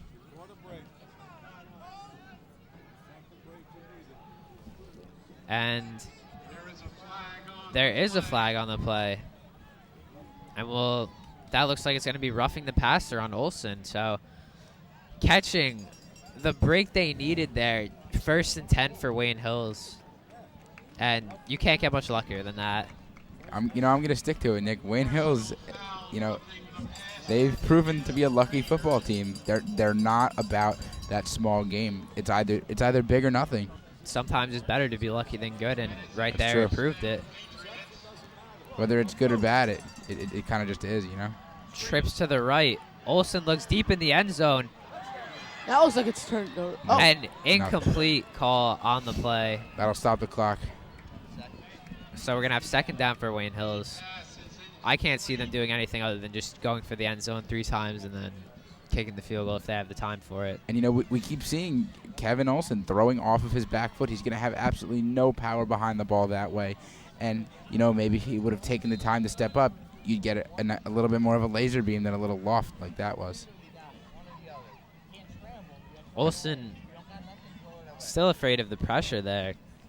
And the offensive line, they seem to be doing a better job. We haven't seen as much pressure as we saw in the beginning of the 2nd quarter middle. But now they're going to have to they're really going to have to perform at their best right now because Wayne Hills needs this score. Oh, no. Finds a hole. Is Olsen, quick pass. This pressure's getting to him. He's not used to this. No, not at all. And really, when you're not used to pressure as a quarterback, when it comes, it's going to hit you hard. And right now, Olsen really, he can't stay in the pocket, and he hasn't had to roll out like this. Like, he hasn't needed to roll out. He's done it when the play is designed for it, or he's done it when he feels necessary, but he hasn't needed to roll out that much this year. And, I think it's fair to say that, we may have misjudged Olsen. I mean, we say he's matured, but this is really testing it. Can he do it with the offensive line not performing as good as they can? Can he get around? Can he still make the big pass? But we're really not seeing it tonight. And Martinez, the sophomore for Wayne Hills, splits the uprights. So I see a flag there. We'll see what the flag is in a minute. Roughing the kicker. Luck is the name of the game right now, Nick. So we'll see what happens. Maybe they'll get one more play, but could Kevin Olsen be wearing a 4-leaf clover necklace, or? Yeah, I don't. Something of the sort. This is some Halloween magic if I've ever seen it. Maybe some black hats and the Ramapo bleachers. I don't know, but this is the luckiest I've ever seen Wayne Hills get. Maybe the coach walked under a ladder. Walked under a ladder, broke some glass. Who knows? Spilled the salt. So they'll leave the field goal there. And at the end of the 2nd half, Wayne Hills trailing 10-21. Well, they will accept that field goal. Nick, even though we're seeing some luck, the scoreboard's not showing it. And that, there's no excuse. The Wayne Hills offensive line needs to step up. They need to strengthen themselves and just not let the Ramapo defense through. What do you think Coach Olsen's going to be talking about at halftime? I definitely think his first priority is the offensive line. They got to toughen up and play with the bigger kids. But what's your opinion on it? I think unless Wayne Hills gets it together, they're not allowed out for Halloween. I just think a lot of problems here. They got to stop with them those penalties, like the false starts. Got to tell the offensive line just stop, just like keep still, like keep their feet cemented, keep their hands cemented, just keep their focus on not getting any more penalties. Another thing is they're probably going to want to the offense, probably talk to some of the offensive players, maybe stop with the Butterfinger hands. Maybe they got into that candy a little bit earlier for Halloween. Yeah, penalties have been a big thing for Wayne Hills in this game, for them and against them, but really more for than against than I'm seeing in this game, so they're getting lucky with that. Yeah, like I was gonna say, I wanted to go back to my key with the penalties. You know, for and against, like you said, Nick. But you know, it's they're getting these nice gains, but it's going against them. So we'll be back at the start of the third quarter, but right now we're gonna throw it to that all-famous Wayne Hills Patriot Marching Band for your halftime show.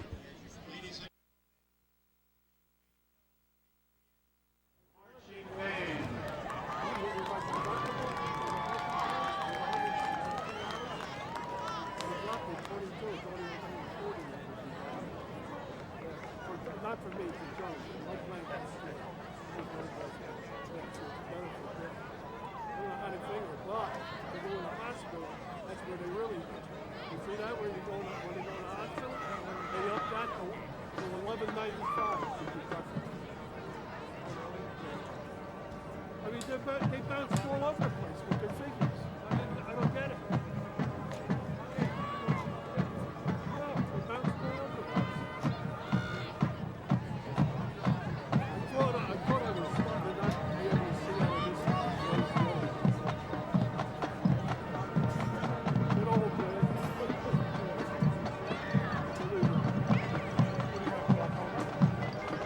Had it this night for the last 2 years. I went to another test last week. I thought it was all right. But today, I watched them take drops to the other one.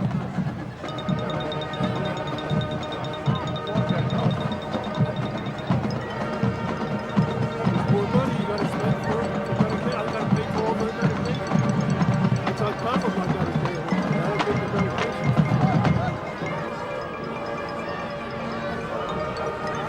I can buy my medication cheaper in Costco than I can buy it through that heart. You gotta look at stuff. A lot of times you can buy it cheaper on your own than those plans give you. Everything's gotta be like this. You gotta check everything. This country's so screwed up with their health plans and health benefits and everything. It's pitiful.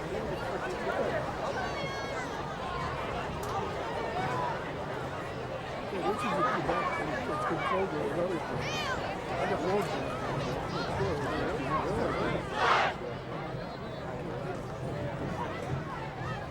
Yeah, right.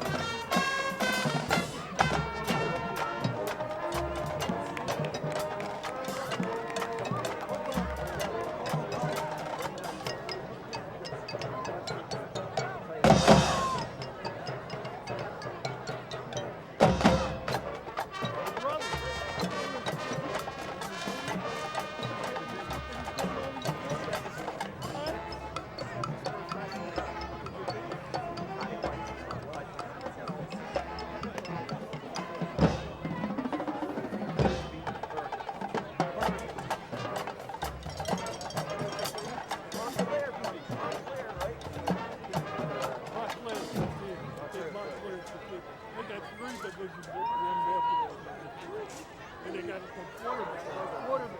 quarterback is all over the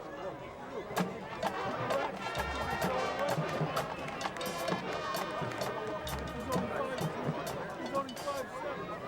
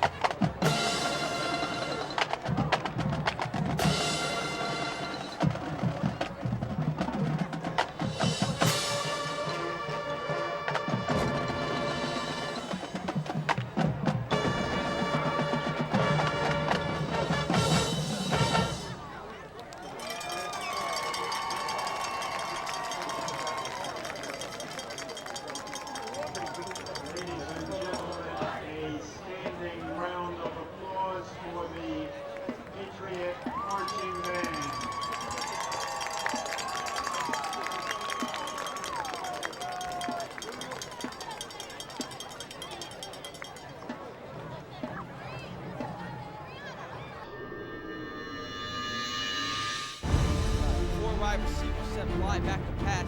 Throws a ball, and it's going to be intercepted by Rodney Drees. Drees has a cakewalk into the end zone, and Drees brings it in for the touchdown. What a turn of events, folks.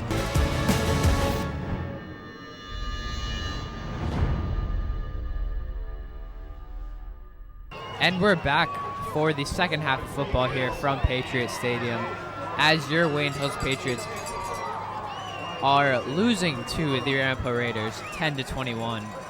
So the first half, not what we expected. Ramapo able to score their first touchdown on the fourth play of the game, and not really much action happened until the end of the second quarter, for that matter. A couple turnovers in red zone situations, and that leads us to this.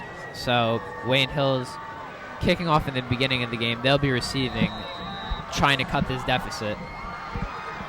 Monahan and Rodriguez back to receive. Squib kick there. And it'll be taken.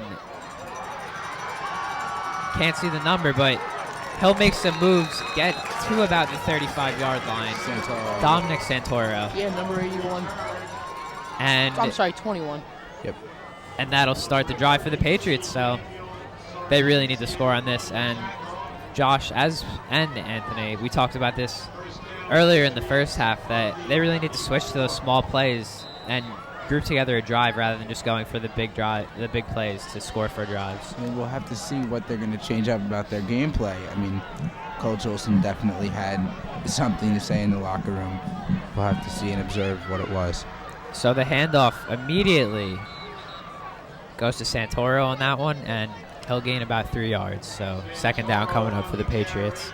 Yeah, like what we said in the first half, the whole point of this game, the whole point of Wayne Hills is just to surprise Ramapo and come back in this half.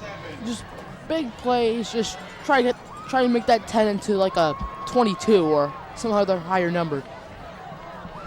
So Olsen under center, I formation. The handoff will again go to Santoro. He'll bounce to the outside. He's got room down the field. He'll pick up the first down on that. Looks like he's down at the 50. Dominic Santoro moving the chains for the Patriots.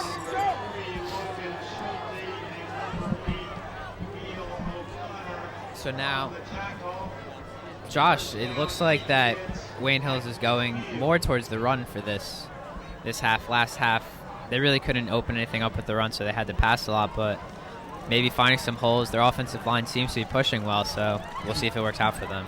Yeah, I mean, I would have no doubt in my mind that Olsen said something about the offensive line not being able to open holes and keep Olsen safe. But, I mean, they've been doing a good job thus far in the second half, at least. Yeah, you see there, really the first play that didn't go for a good gain. Santoro taken down after about 2 yards, so that'll bring us to second down from Ramapo's 48-yard line. Like I mentioned before in the pregame show, Kevin Olsen's going to rely on his offensive line. In the first half, just looked like they let him, the offensive line let Kevin Olsen down. Now, so far, it looks like they are gaining back his respect. So Monahan in motion, play action from Olsen. He'll look for the deep bomb. Troy Zaffino down there deep and almost intercepted there by Ramapo. So Wayne Hills with yet another lunky break. John Smith there on the pass, trying to break it up. Successful in that, but just does not pick up the interception. It wasn't the best pass, but Kevin had time back there. That was the first pass we've seen in a few that he hasn't thrown off his back foot. I agree. Very lucky for the Wayne Hills wide receivers. That's like almost the fifth time that's been intercepted or turned over. Yeah, so back to it again. Wayne Hills continues to catch breaks in this game, and they really have to start capitalizing on them now, or it's going to be too late. As very, very weird turn of events there, and Santoro able to get the first down, not even knowing that pass was coming towards him, and he just turns around and was able to get it. It looks like Kevin Olsen's limping. Really? So Olsen limping off the field. Looks like he's holding that. Oh. No, he's going to go back on, but you can definitely see that he's running very odd. He's definitely in pain. Looks like his quad muscle that he's holding before. So Olsen under center through the injury. We have Jeff Gignac out at wide receiver, so maybe looking for a jump ball deep. And they'll go deep. Little underthrown. And as I had predicted, the deep ball goes to Jeff Gignac, and they go for the jump ball with him. He's a very tall kid, about 6'4". So he's definitely in there for height purposes, because this Ramapo team, we mentioned it before, they are not the smallest of teams, and Wayne Hills really needs to use their size advantage that they have. He's basically the Plaxico Burrs of the Jets. Tall receiver, very good if they need him in the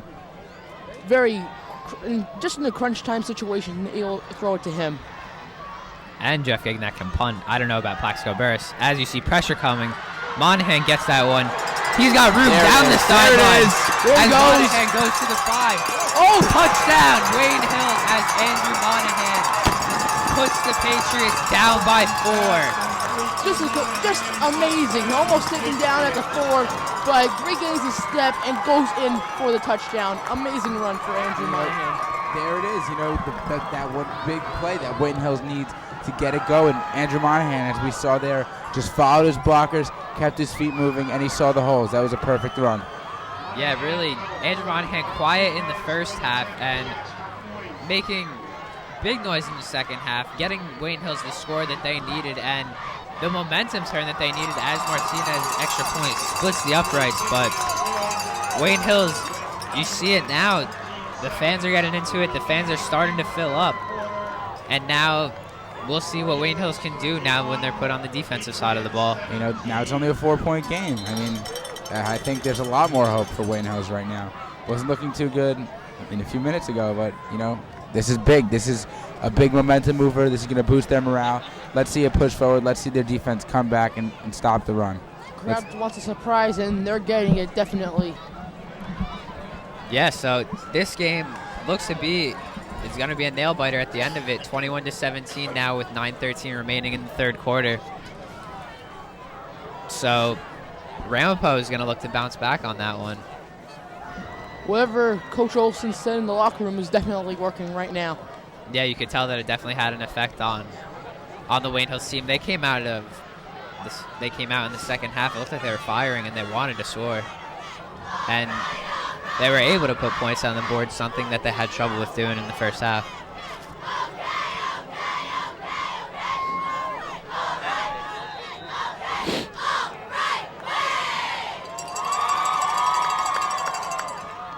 So Martinez, wow, the very nice kick.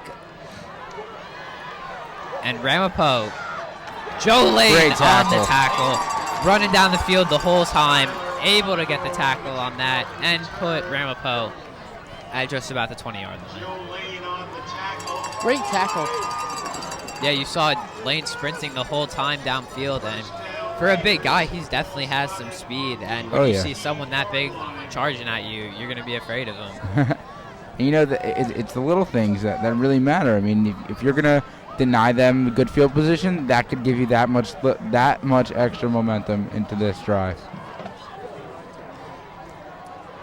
Nowhere at all. And there you see Wayne Hills taking their true form in this second half, stopping the Ramapo run, but we knew that it wasn't Ramapo's run that put them in the lead last half. It was more their pass. So, especially with that bomb in the first couple of minutes of the first quarter to get Ramapo up. Yeah, Doug Norcott's play in the beginning of the first quarter definitely set the momentum for this game, but when halftime comes, it's basically like the game's starting over again, and Wayne Hills does identical to what Ramapo did. That hit the ground. So no completion on that for Ramapo, and they'll be facing a 3rd and 14.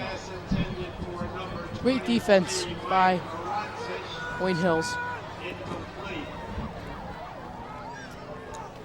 So 3rd and 14 here for Ramapo as we have 8:21 remaining. Wayne Hills still trailing 4, but if they can continue with their good defense they played in this second half and force a 4 and out or a 3 and out, then they'll be where Ramapo is right now. They'll have good field position on a punt.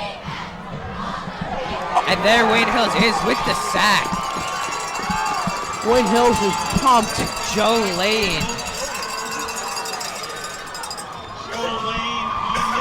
So Joe Lane coming up big for the defense on this half as he wants to get this team pumped up. This has been the best defensive drive for Wayne Hills so far. This is exactly what they have to do. And this one's going to be returned. So Moskal cutting inside. And he'll be able to get 10 yards on that one. So things starting to go Wayne Hills' way as they're taking the form we know them in and making plays happen and trying to get back in this game. I don't know what Coach Olson said in the locker room, but it's definitely working. They're bouncing back from that rough first quarter. And, let's see. Maybe they can get the lead on this drive. I'd love to see that. Yeah, whatever Coach Olson said, it definitely seems to be working. Coach Olson's words of wisdom is like adrenaline to these players here. Just really pumped up and doing what they are supposed to do. So the handoff goes to Santoro. Nothing happening there. Rodriguez, excuse me, but he'll get back to the line if that. So second down coming up for Wayne Hills.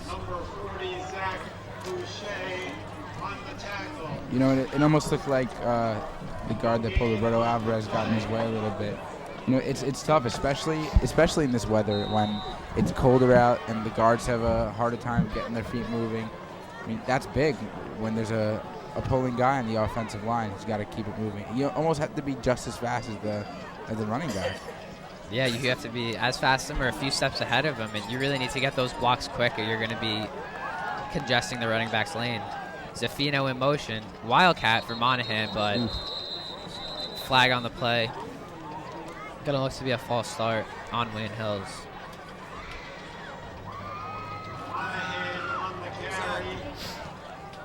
So we'll wait a minute to get the official ruling.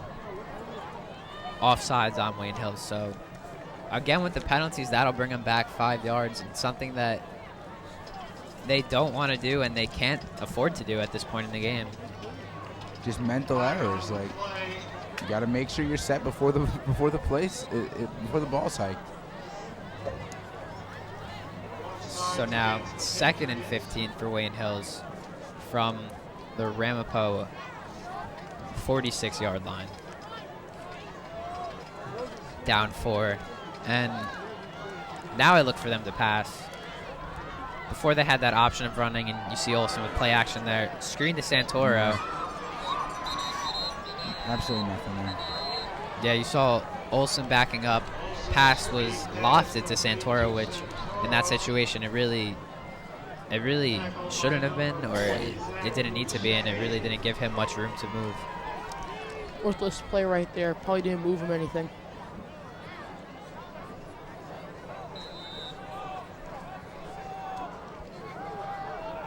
So 3rd and 15 to go for Wayne Hills. Trips left. Santoro, the running back. Olsen dumps it right off just over the hands of Moskal, and Wayne Hills flag on the play. We have holding on Wayne Hills. Penalty will be declined, so.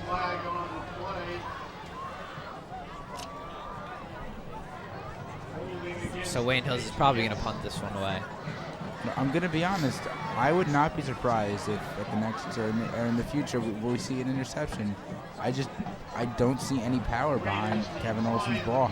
If he wants, I honestly think that more success is going to come with him putting a little more mustard on it, because if you're going to throw it into double coverage like that and not put anything on the ball and be throwing off your back foot, good things really can't come of it unless you're lucky. Well, we saw it happen in the first half, but in the second half, that injury we saw earlier might be affecting him. Might be his back leg, and he really can't get the power he needs to for his throws. Very good pump by Gignac, but Ramapo's #1 player able to get about 20 yards on that one, Doug Norkid. And he's just been there for Ramapo the whole game. He hasn't slowed up a bit, and he's really keeping this game the way it is. No one can catch up to him. Yeah, very fast player in Norquette, and he is their star player, and Wayne Hills knows it. So I'm gonna see them continue to double cover him, and if that doesn't work, you can triple cover him because you have to stop him. You know, every time you say his name, it reminds me of Tony Dorsett. Just kind of wanted to mention that. Football player, correct? Of course. So Ramapo taking it from the 23-yard line.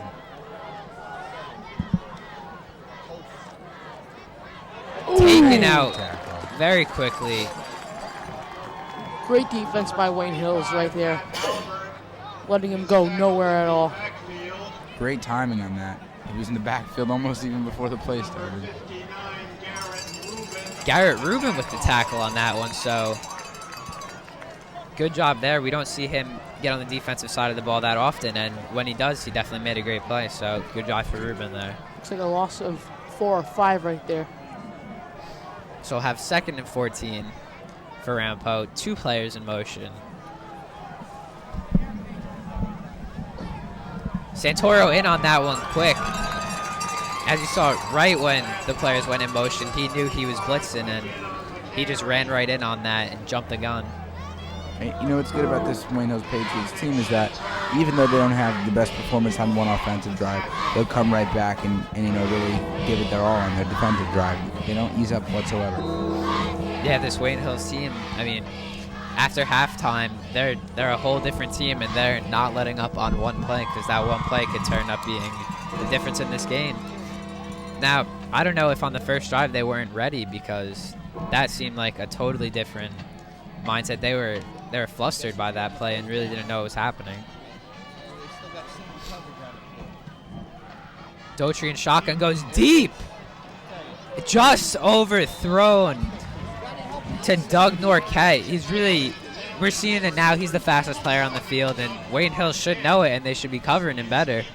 Oh, yeah. You know, if the quarterback can put the ball where it's got to be, Norquette is going to get to it. And, I mean, especially something like that, the ball is a foot or a little more lightly thrown. That's a touchdown. Yeah, really. He had open field all ahead of him. He was streaking from the get-go on that one, and again, the secondary just wasn't ready for it, and they let him beat him. So another fortunate break for Wayne Hills there, and they'll be taking this one from around the 50.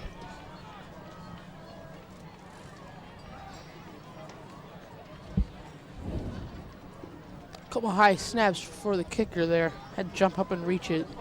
Yeah, that one was almost blocked, and that would have been a huge momentum boost for Wayne Hills, because there's the possibility of scoring if they had blocked that one, because that was right by the end zone. Seems like every snap the kicker had, he had to jump for it. Monahan with the end around. Right around the first down marker, so very good carry there by Monahan as he's starting to show his true form in the second half. Great run by Monahan.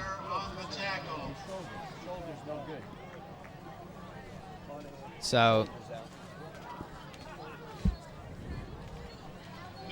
Wayne Hills 2nd and 1, so Monahan just not able to get the first down on that one.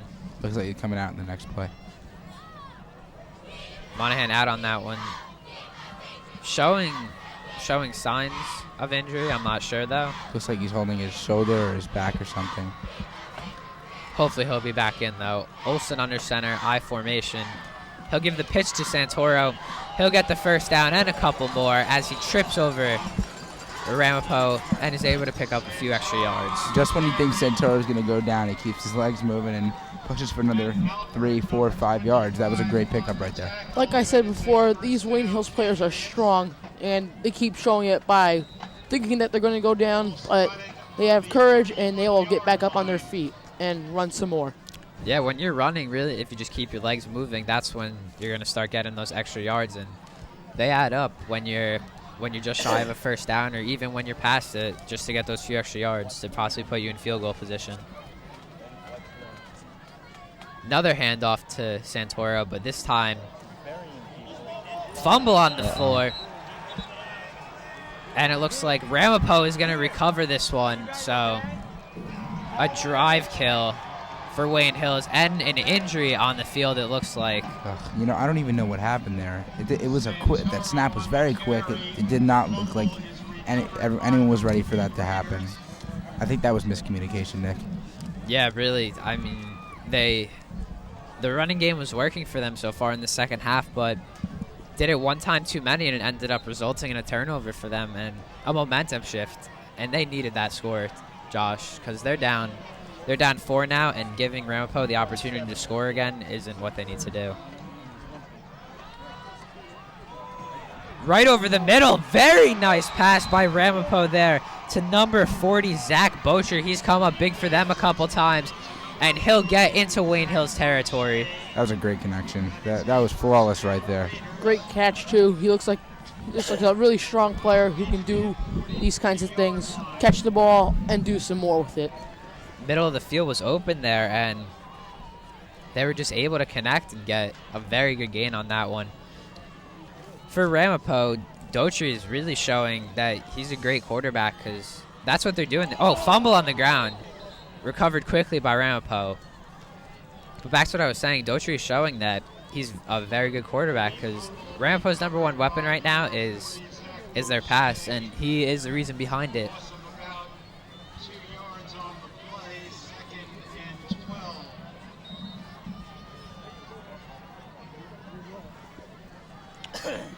So, just over 2 minutes remaining in this third quarter.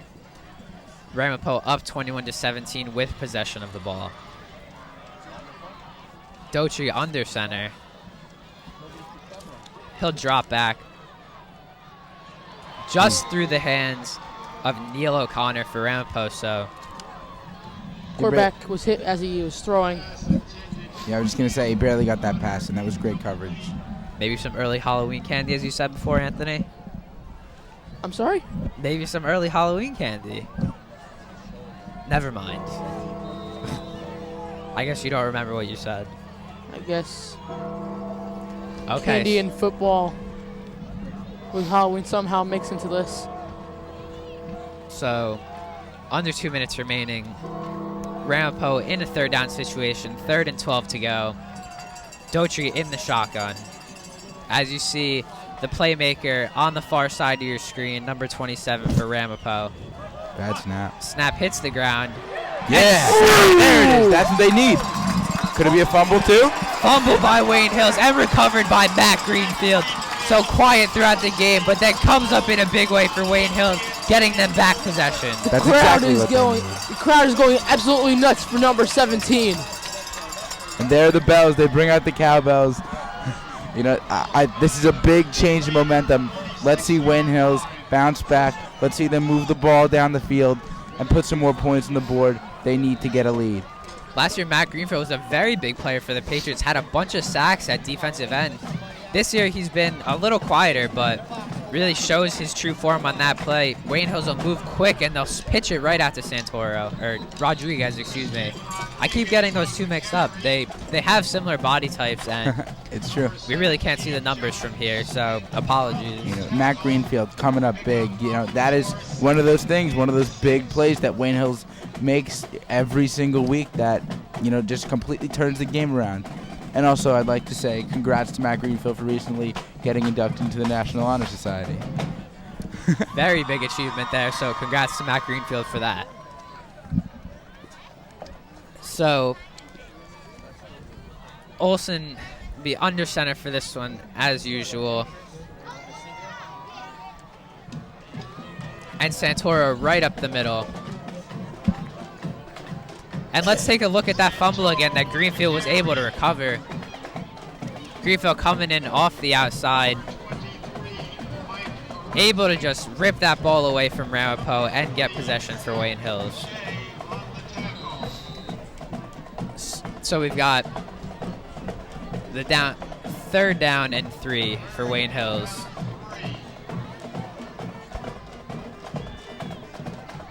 I don't know, Josh, what do you think's going to happen on this one? The run or the pass? I want to see a pass, but it looks run. It looks run. And it is run. Rodriguez taking that one. There we go! Score. Rodriguez with the touchdown for Wayne Hills as he'll give them the lead 23-21 as the third quarter nears the end. This crowd is going absolutely nuts. So Rodriguez, very nice run on that one, breaking a few tackles, and you know, we didn't get it mixed up that time. That was definitely Rodriguez scoring, and he'll give Wayne Hills the lead 23-21. That was amazing. You know, he completely that was a great display of keeping your legs moving. It's what they do in practice every week.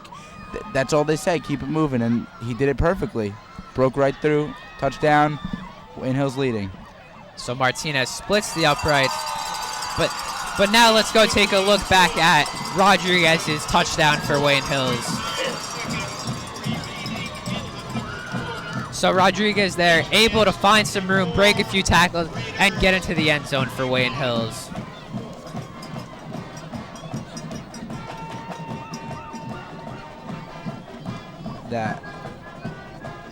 So, wow. 24-21 Wayne Hills, able to get their stuff together for the third quarter. Let's hope they can keep it there for the fourth quarter, guys.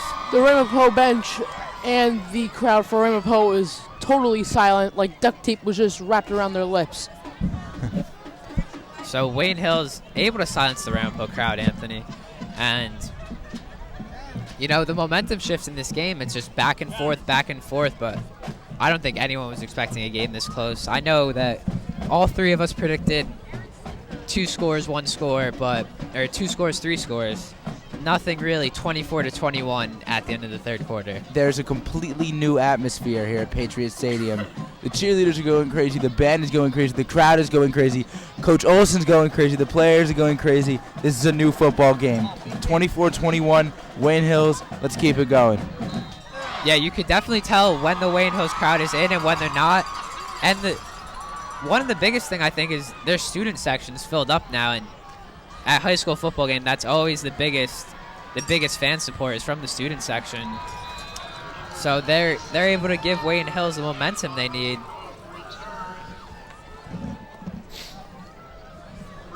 Ramapo will be taking this one from, it looks like, the 21-yard line.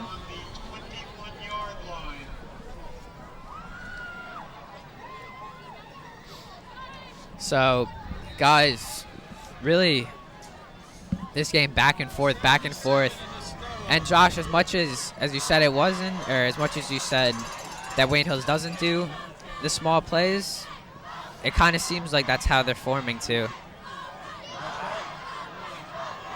And looks like he'll make the first down. Is number 40 for Ramapo, Zach Boucher. But even there, Nick, I mean, it was kind of random. I mean, I wasn't expecting that at all. I wasn't expecting anyone to be able to break through this defense that's been completely putting a stop to every bit of offense Wayne Hills has attempted at. But right there, that's what they needed to do, and they made it happen. Yeah, really an unexpected touchdown there. So, third quarter, just over 30 seconds left in it, and Ramapo now trailing for the first time in this game, 21-24. Dowtree under center.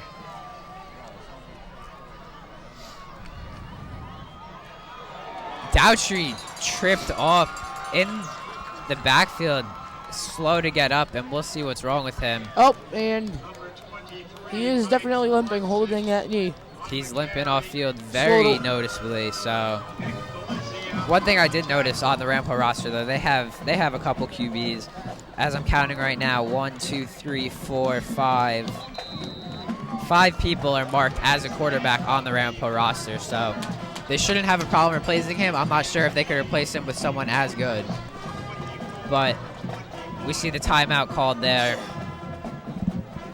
for the purpose to give Dowtree some extra time.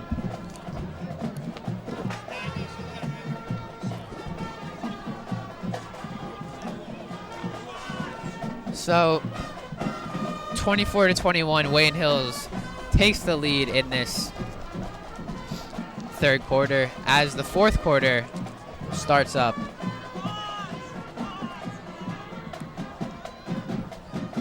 Now, we know this is going to be an interesting fourth quarter, guys, but what do you think Ramapo's going to do? You think they're going to pass? Do you think they're going to run? What do you think's happening with Ramapo? I mean, Ramapo is an unpredictable team. You know, we've seen them do it with the run. We've seen them do it with the pass. I mean, just as we've said, the past 3 quarters, look to Dorquette. He's gonna be big, just like he has been. And, you know, hopefully the Wayne Hills defense can step it up. And he's back in this game, so battling injury. Still starting on the field, Ryan Dowtree. He's back to pass. The quick pass. Looks like they'll get back to the line of scrimmage for that one. Only a yard there, Justin though, I Rice. think. Not much, at least. So Garrett Rubin getting some defensive snaps, and really it's working out. He's got a sack that I could think of, and he has that tackle right there. So in his 1 quarter and then some of defense, he's done a very good job. And, you know, as a center, you know, he doesn't get enough credit. We rarely to never see any center snapping mishaps. You know, he really does what he has to do very successfully. Athletic play by Dowtree there, and he's able to make something out of nothing and get the first down for Ramapo. And there he is again, Doug Norquette making big plays for them, picking up that first down along with Dowtree.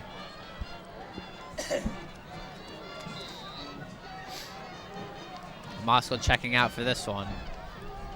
And we'll have 1st and 10 for Ramapo. Dorquette closest to your TV screens. 2 men in motion. And they'll give the handoff. And there he is again, able to make some moves. As I mentioned before, he's not going to get a tackle, and he cuts back into the inside for Ramapo. Number 23, Mike Ronchich. Fumble? No, and they would cover it. On the field, we have a fumble recovered by Ramapo, though, and again, that play more than ever reminds me of Meggett from the longest yard. I don't know if fans have seen You're right. it. You're definitely right, Nick. He's completely breaking the ankles of Wayne Hills defensive players. Now that's the type of running that I find exciting, is when you can just juke people out of their shoes and you're able to make them guessing, and then you're able to make them completely miss you. Yeah, it's very exciting, as opposed to you know, the normal hard nose run and gun. Yeah, the hard nose, breaking tackles, running up the middle, getting 3 yards here, 4 yards here. So now, Ramapo, 1st and 10 on Wayne Hills 15. 2 men in motion. Maybe we'll look for the same play again. It's a flag. Yeah. Timeout called by Wayne Hills. Raiders, excuse me. So maybe the correct play call wasn't what the coach wanted. Who knows why they called that timeout, but they're definitely in scoring position now, and they'll be able to tie this game if all goes to plan.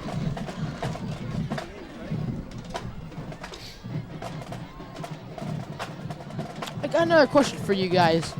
As you may or may not know, 3 teams in the NFL are winless.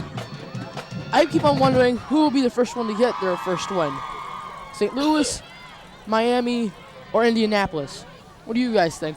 Well, I don't see Indianapolis winning games without Peyton Manning. I know I have him on my fantasy team, and he really kind of set the tone for my fantasy year. I'm starting to come back, but I don't see Indianapolis winning. So it could be a toss-up between St. Louis and Miami, whoever gets the easier opponent, whoever plays better. And we have Dowtree under center. Tripped up, so gained about 2 on that one. But as you mentioned before, we have Zaffino on the sideline, injured again. his knee seems to be bothering him again, Josh, and we thought he was going to be back for this game. He played a little bit. What happened now? Is it bothering him again? Yeah. Is this possibly going to be the end of his season? You know? You know what, Nick? I talked with Alex Green on our show, The Rain Delay, I believe a week after he was injured, and I was very doubtful to whether he would come back because you remember at least a few years back, Ray Van Penen also had the same injury and didn't come back the entire season, and I was very surprised to see Troy come back at all. Ooh! Oh. Big hit there by Wayne Hills. Number 70. That was big. That was a big sack. Number 37, Ryan Cardox. Big sack there. So Wayne Hills' momentum moving them. So 3rd and 13 for Ramapo, and that might just move him out of field goal position. Going back to Troy, you know, I was surprised that he came back at all, and you know, now it's not even surprising me that it's hurting him again, and it could have even aggravated it more that he went out and played.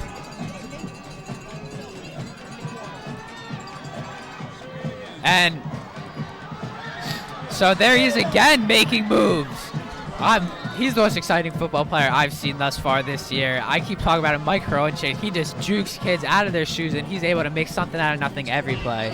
You know what? We don't really see that with Wayne Hills. I mean, we have Monahan, who, of course, has been fantastic this season, completely. But I just think Monahan just knows how to follow his blockers. This guy does it all himself. This guy's making the moves, juking, stiff arms. He's got quick feet. That quick is definitely the word to describe him. His cuts in and out of the lanes are just extremely elusive. He's able to change direction in the snap of a finger, and that's really changing the game for Ramapo right now. They'll look to tie this game out. Just about. And it's good. As ugly as that kick looked, a line drive right over the upright will tie this game up for Ramapo. Ugly kick. You know, Heronchik is reminding me of a USC Reggie Bush. Reminding me a lot of a USC Reggie Bush. Like you said, like the guy from the longest yard playing that great run game with the moves in and out. And he's really putting the beating on these Wayne Hills defensive players. I compared Brian Dowling last year to Reggie Bush's college years, but yeah, you're right. Heronchik is definitely showing that he has Reggie Bush-like qualities, if that's the right way to put it. I remember the play that he cut back the other direction. That's what Reggie Bush, all he did in college. Oh, yeah. That's how he made big plays, and that's how Heronchik did on Looks that like play previous in the game. Looks like what I know I'm doing this weekend. Watching The Longest Yard. You haven't seen it?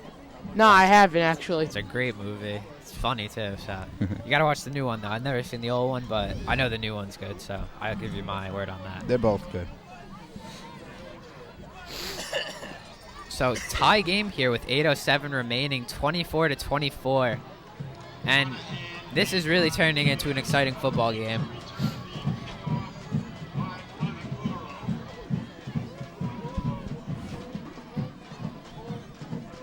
Monahan and Rodriguez back to receive the kick.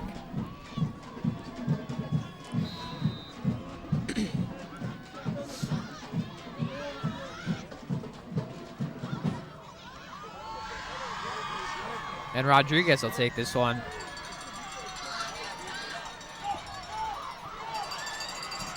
Taken down just about the 35-yard line. So good return there for Rodriguez. Put Wayne Hills in good field position.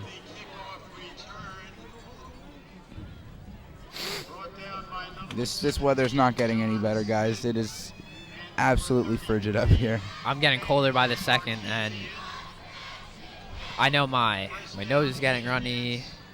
Can't feel my feet since second half or second quarter. It's just the first cold night we've really seen, and did not prepare for it how I should have. Like I said before, I was freezing, but I got my new hand warmer and adjusted my clothing. I feel warmer, but I can probably use better heat protection, cold protection around my feet. A nice hot shower I could go for right now. Sounds about good. I just want to be in my bed. I mean, I think next time I'm going to dress to go skiing. I think that would be sufficient. Are you going to wear the boots? I'll probably wear the boots. That might be hard to walk on the bleachers. Then they'll have to accommodate me with an elevator. Olsen under center, I formation. Hands off to Rodriguez. Cuts into the middle. Taken out from behind. Blindsided almost there, but he'll gain 5 yards on that one. Give Wayne Hills a 3rd and 6.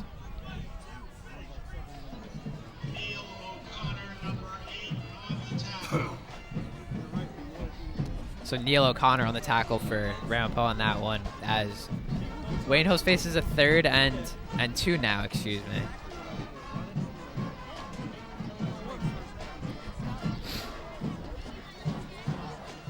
Now, 24-24, 6:40 remaining.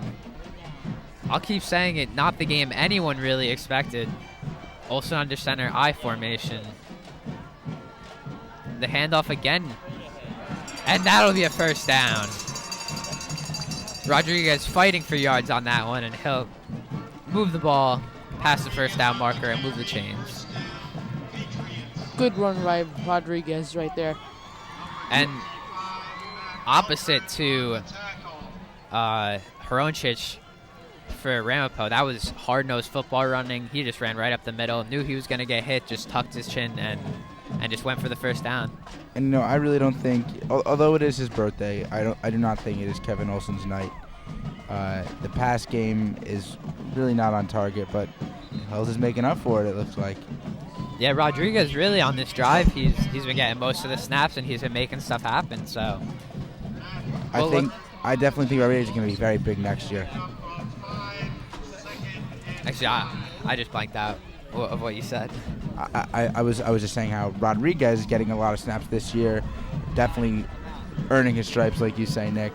Next year, he's going to be a great player for Wayne Well, Hills. with the injury to Schiller, he's been the lone guy there as a junior. We have Van Penen as a sophomore, but really the 2 big guys next year are going to be Schiller and Rodriguez. And if Rodriguez shows that he deserves to start, as he is right now, well, Santoro takes that one. Very nice run there, and he's got room down the sideline. Pushed out of bounds just around the 38-yard line. But very nice moves for Santoro there, as he'll pick up the 1st down and then some. But as I was saying, Schiller and Rodriguez are really going to be the 2 guys next year. Van Penen's probably going to get some snaps to prepare him for his senior year. But it's going to be whoever wins that position is going to get the most snaps out of Schiller and Rodriguez. There's absolutely no question that Wayne Hills has a great future. They've got guys behind guys behind guys behind guys, and they're always going to have someone to step up and really capitalize. Behind some more guys. Yeah, Wayne Hills always has a very deep program. One thing always mentioned is how deep their roster is, that anyone can replace anyone.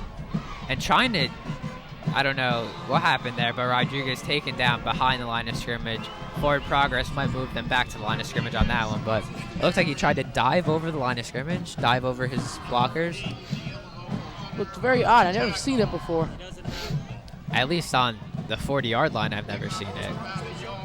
You know, just jumping into a pile of defensemen and then just trying to go around him with 3 of them on his back. Never saw that before. Yeah, he took a couple of the Ramapo players back to the line of scrimmage with him as they were holding on and trying to bring him down, but just couldn't. So 2 wide receivers right. The pitch will go to Rodriguez, and he continues to do big things for Wayne Hills. Keeping his feet moving. There it is.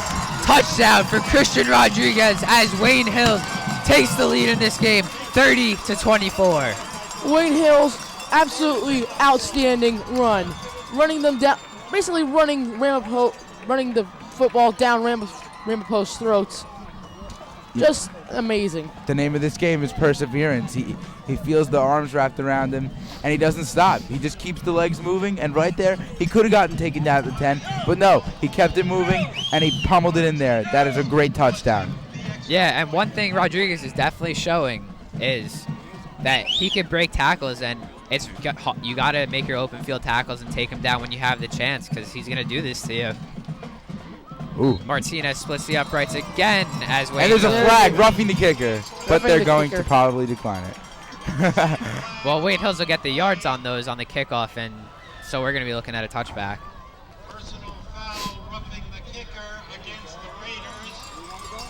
So here's another replay of Christian Rodriguez on his touchdown.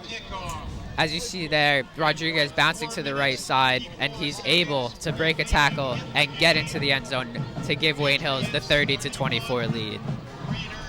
And, Nick, I mean, we saw Andrew Monahan, either complaining or not really feeling too well, and Christian Rodriguez is doing a great job picking up the slack. He's got 2 touchdowns tonight. Great performance by number 6, Christian Rodriguez. Yeah, he's really having the night of his career as far as I've seen so far. And what better way to do it than against Ramapo when you're down 24 or you're down 7-0 to start, and now tied 24-24 to give them the lead. Absolutely clutch performance by Rodriguez. So now Wayne Hills will take this one from the 45. So we'll expect a touchback here.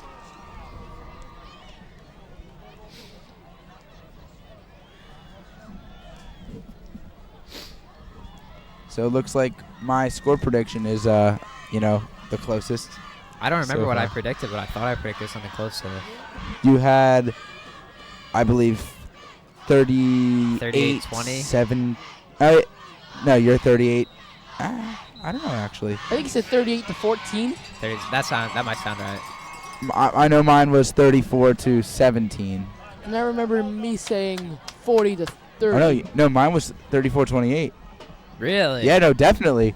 Well, the 28 looks kind of hard to get, but close enough to be considered a psychic. I'm nearly 100% sure. I mean, we're gonna have to see on the production, but whatever it is, Wayne Hill's in the lead, and hopefully they win. So Ramapo taking this one from the 20 as a result of the touchback. Now, or Ramapo, I don't know if I said Wayne Hills or Ramapo, but Daughtry under center, or in shotgun. 2 wide receivers right. Watch out for number 27, Doug Norkett. And there it is, deep to Norkett. Way overthrown. Overthrown. Showing that he has an arm, but target not even that close. I think the big yardage that's coming out of this Ramapo offense is coming more from Dorcat. I think it's not short passes, but these mid to long range passes being caught by Dorcat and him just completely using his speed to keep the ball moving. Yeah, really. Dorcat, fastest player on the field. We mentioned it before. And undoubtedly. And really, all his routes seem to be just flares right up the field, and they look for the big play every time from him. High snap there, and great tackle. Very good tackle there. Number 55, Nick Galizia. So 3rd down and about 10. Didn't really see the yard gainage on that one, but no, Nick, that was number 59. Garrett Rubin again. So Garrett Rubin really making his name on the Wayne Hills defense, and maybe earning himself a starting position. So everyone's getting pumped. There's gonna be a stop here, Nick. There's going to be a stop here. Excuse me, Josh. There's gonna be a stop here. This is a very big spot. Either the momentum can go forward or it can go back. No in between. 3rd and 14 here for Ramapo. Timeout on the field, though. Yeah, this is probably the biggest play of the game right now. This is a nail-biter. Ramapo will most likely be able to get another drive out of this game. They have enough timeouts for if Wayne Hills wants to try to use up the clock, they'll be able to stop them. But really, if you got to make your own luck, and they have to convert it now. They can't really hope for Wayne Hills to go 3 and out, or to stop Wayne Hills. When they have the chance to convert, they have to convert.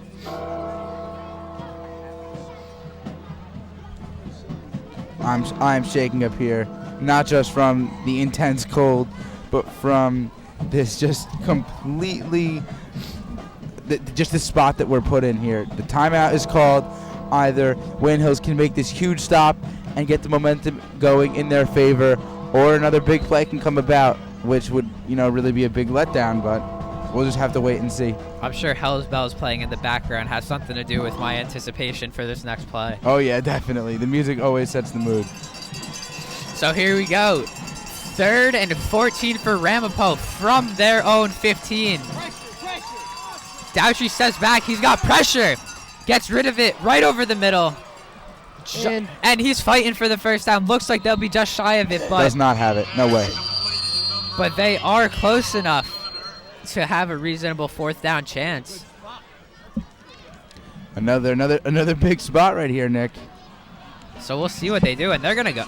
Well, that's a first down for the Raiders, so a very big conversion there, and they're hurrying this game up. They're getting to the snap quick, and they're getting to the line quick. They want to move off this momentum. You know, I think Wayne Hill still has momentum here, to be quite honest. Again, rolling out, and number 8 is open. Very no way. doesn't No. stick it. Incomplete. So the referees call incomplete on that one. Clock stops, and we'll have 2nd and 10. Looks like one foot of number 8's on Ramapo was in bounds, but the other one was out of bounds. So, sorry. Well, in high school, the rule is 1 foot in, but I'm sure that Neither were in that one. Yeah. So 2nd and 10 to go. Ramapo on the 30-yard line.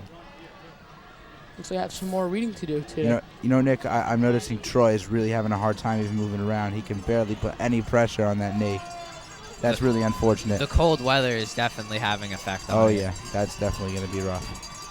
So the handoff. Nothing. So Maybe 2 yards. Horoncic stopped on that one, not able to find open field to make some move. And we'll have another 3rd down conversion coming up.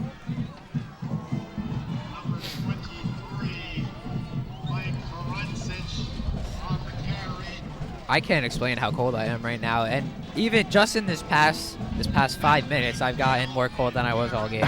I'm trying not to think about it at the moment, but I'm thinking about it, and it's making it a whole lot worse. This is nearing unbearable, but this game is way too exciting. So we'll have 3rd and 7 to go.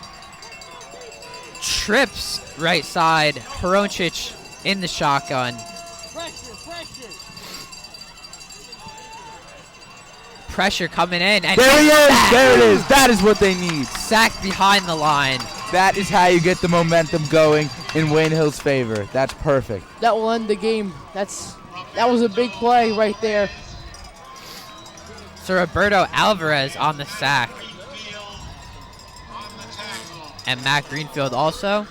I don't know if I heard that correctly from Mr. Mezzi or not, but with 1:48 left and 4th down, Ramapo's got to go for it. So the game comes down to this. I'm looking Durquette, Nick. I have my eyes on the left side of the field. Watch him, number 27. He's been their playmaker all game. They go deep to him. And Eric Mosco bats down the pass. And the game is over.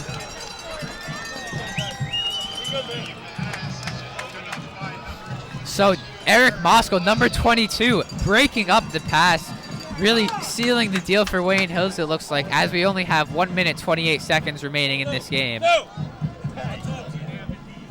The excitement of the game here is warming up all the fans here, but I think shame is making the Ramapo fans even colder than the weather. You know, anyone that ever doubts Wayne Hill's ability to do it in the 4th quarter has been proven wrong. You know, a lot of people say that Wayne Hills, has to get off in the beginning of the game, but no, they were down. They were down by at least 11 points at one point, and this just goes to show that Wayne Hills, no matter how much pressure they're under, can capitalize and can make it happen. This is a great football game. What I've noticed being a fan here at the Wayne Hills games, is that they always find a way to win the game. They don't let their fans down. They do not let their fans down. They'll fight till the last minute of this game, and they did that this game, and we're able to, well, we're assuming now, but it's most likely they're going to come out with the victory. Many fans are starting to leave right now because of the already predicted score and final score. I mean, you never know. Anything can happen. Possible fumble here. I mean, I'm just trying to be pessimistic, so I'm a little happier when the good things start happening. But So have 2nd and 9 for Wayne Hills. Timeout was called by Ramapo, so the clock stops there. And I don't know if you guys saw it before, but Norquette, as he went out of bounds for the pass, really no chance of getting it. Stumbling, he hit into Wayne Hill's coaching staff athletic director, John Goldstein, and he pushed him back. So the player for Ramapo pushing one of the coaching staff for Wayne Hills, and Goldie, as we call him, he really had nothing to do there. He didn't do it on purpose, obviously, but I'm sure he never expected to be pushed by a kid. I didn't see that. Goldie was really pushed by a Ramapo player? And then number 70 for Wayne Hills. I don't know if it's Jason or Justin, but well, as you see Goldie on your TV screens, Norquette went for the deep pass. Moscow broke it down, and falling to the ground as Norquette was, he hit into Goldie and got up and pushed Goldie back, acting like he wanted to fight him. That's completely disgusting. That doesn't really. There's a way to lose and there's a way to win, and that's not a way to lose. After that play, I'm sure Norquette realized that they weren't going to win this game, and he really just took all his anger out on the first person he saw. But luckily for Goldie, Justin Avedisian was there. I know that those two are good friends. Justin Avedisian was there to have his back and sort of take the role. Poor sportsmanship. Oh, yeah, definitely. That is complete unnecessary roughness. I know it's a penalty against other players, but even in that situation, it's not even close to as bad as sitting an adult, a coach. That doesn't make any sense to me. So 3rd and 12 here for Wayne Hills. Some time remaining for Ramapo to do something if they're able to get the stop here, but that is a big if. These stands are airing out. A lot of fans, especially for the Ramapo, including the band, is leaving. So 4th down coming up for Wayne Hills. Out of field goal range. I'm sure that Ramapo will have time for one more heave-ho, and if I could guess correctly, it's gonna go to number 27, Doug Norquette. No, this game isn't completely over, guys. I mean, people are leaving, but I'm just trying to be devil's advocate. Something could still happen. The way I see it out now, they'll have about 30 seconds to make something happen, and that's just enough time with the playmakers that they have. They know that Hronchich can make anything happen. You've seen them go deep to Norquette a couple times, but I don't know what's going to happen now that Wayne Hills is expecting that, because that's all they could do. So we'll have 30.4 seconds remaining. Delay of game. I am currently dreading the walk back from the field to my car. I don't think my feet can do it. Yeah, it's really cold now. I wouldn't be surprised if any of the mud from recent rain was probably frozen. I wouldn't be surprised. So timeout called by Wayne Hills. 30.4 seconds remaining in this game, and Ramapo trails Wayne Hills 31-24. Now Wayne Hills is going to go for it on this 4th down. I don't see why not. Yeah, really. You're in that in-between position where can't kick a field goal, really too close to punt it. So why not go for it on 4th down and see if something can happen? You really don't have anything to lose except for the lead here. That's pretty big. That's a big thing to lose. It's a big thing to lose. I wouldn't call that anything. I don't see them losing it on this play, but I mean, anything could happen. And I use sarcasm.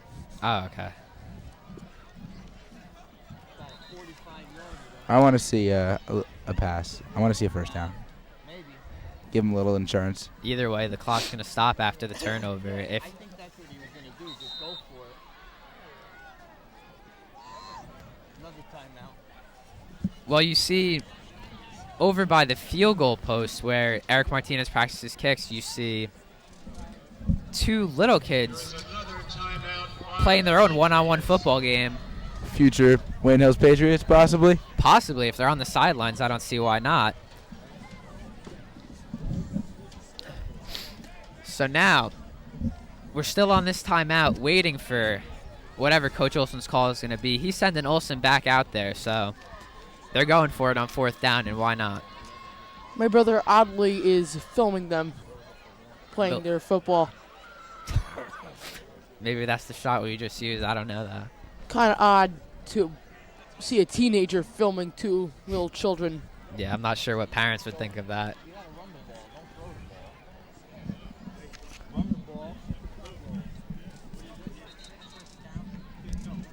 So 4th and 10 again. Wayne Hills is going to go for it. Doesn't really matter if the pass or the run, because either way the clock's stopping after. So I'm going to look for them to pass it. It's been successful for them.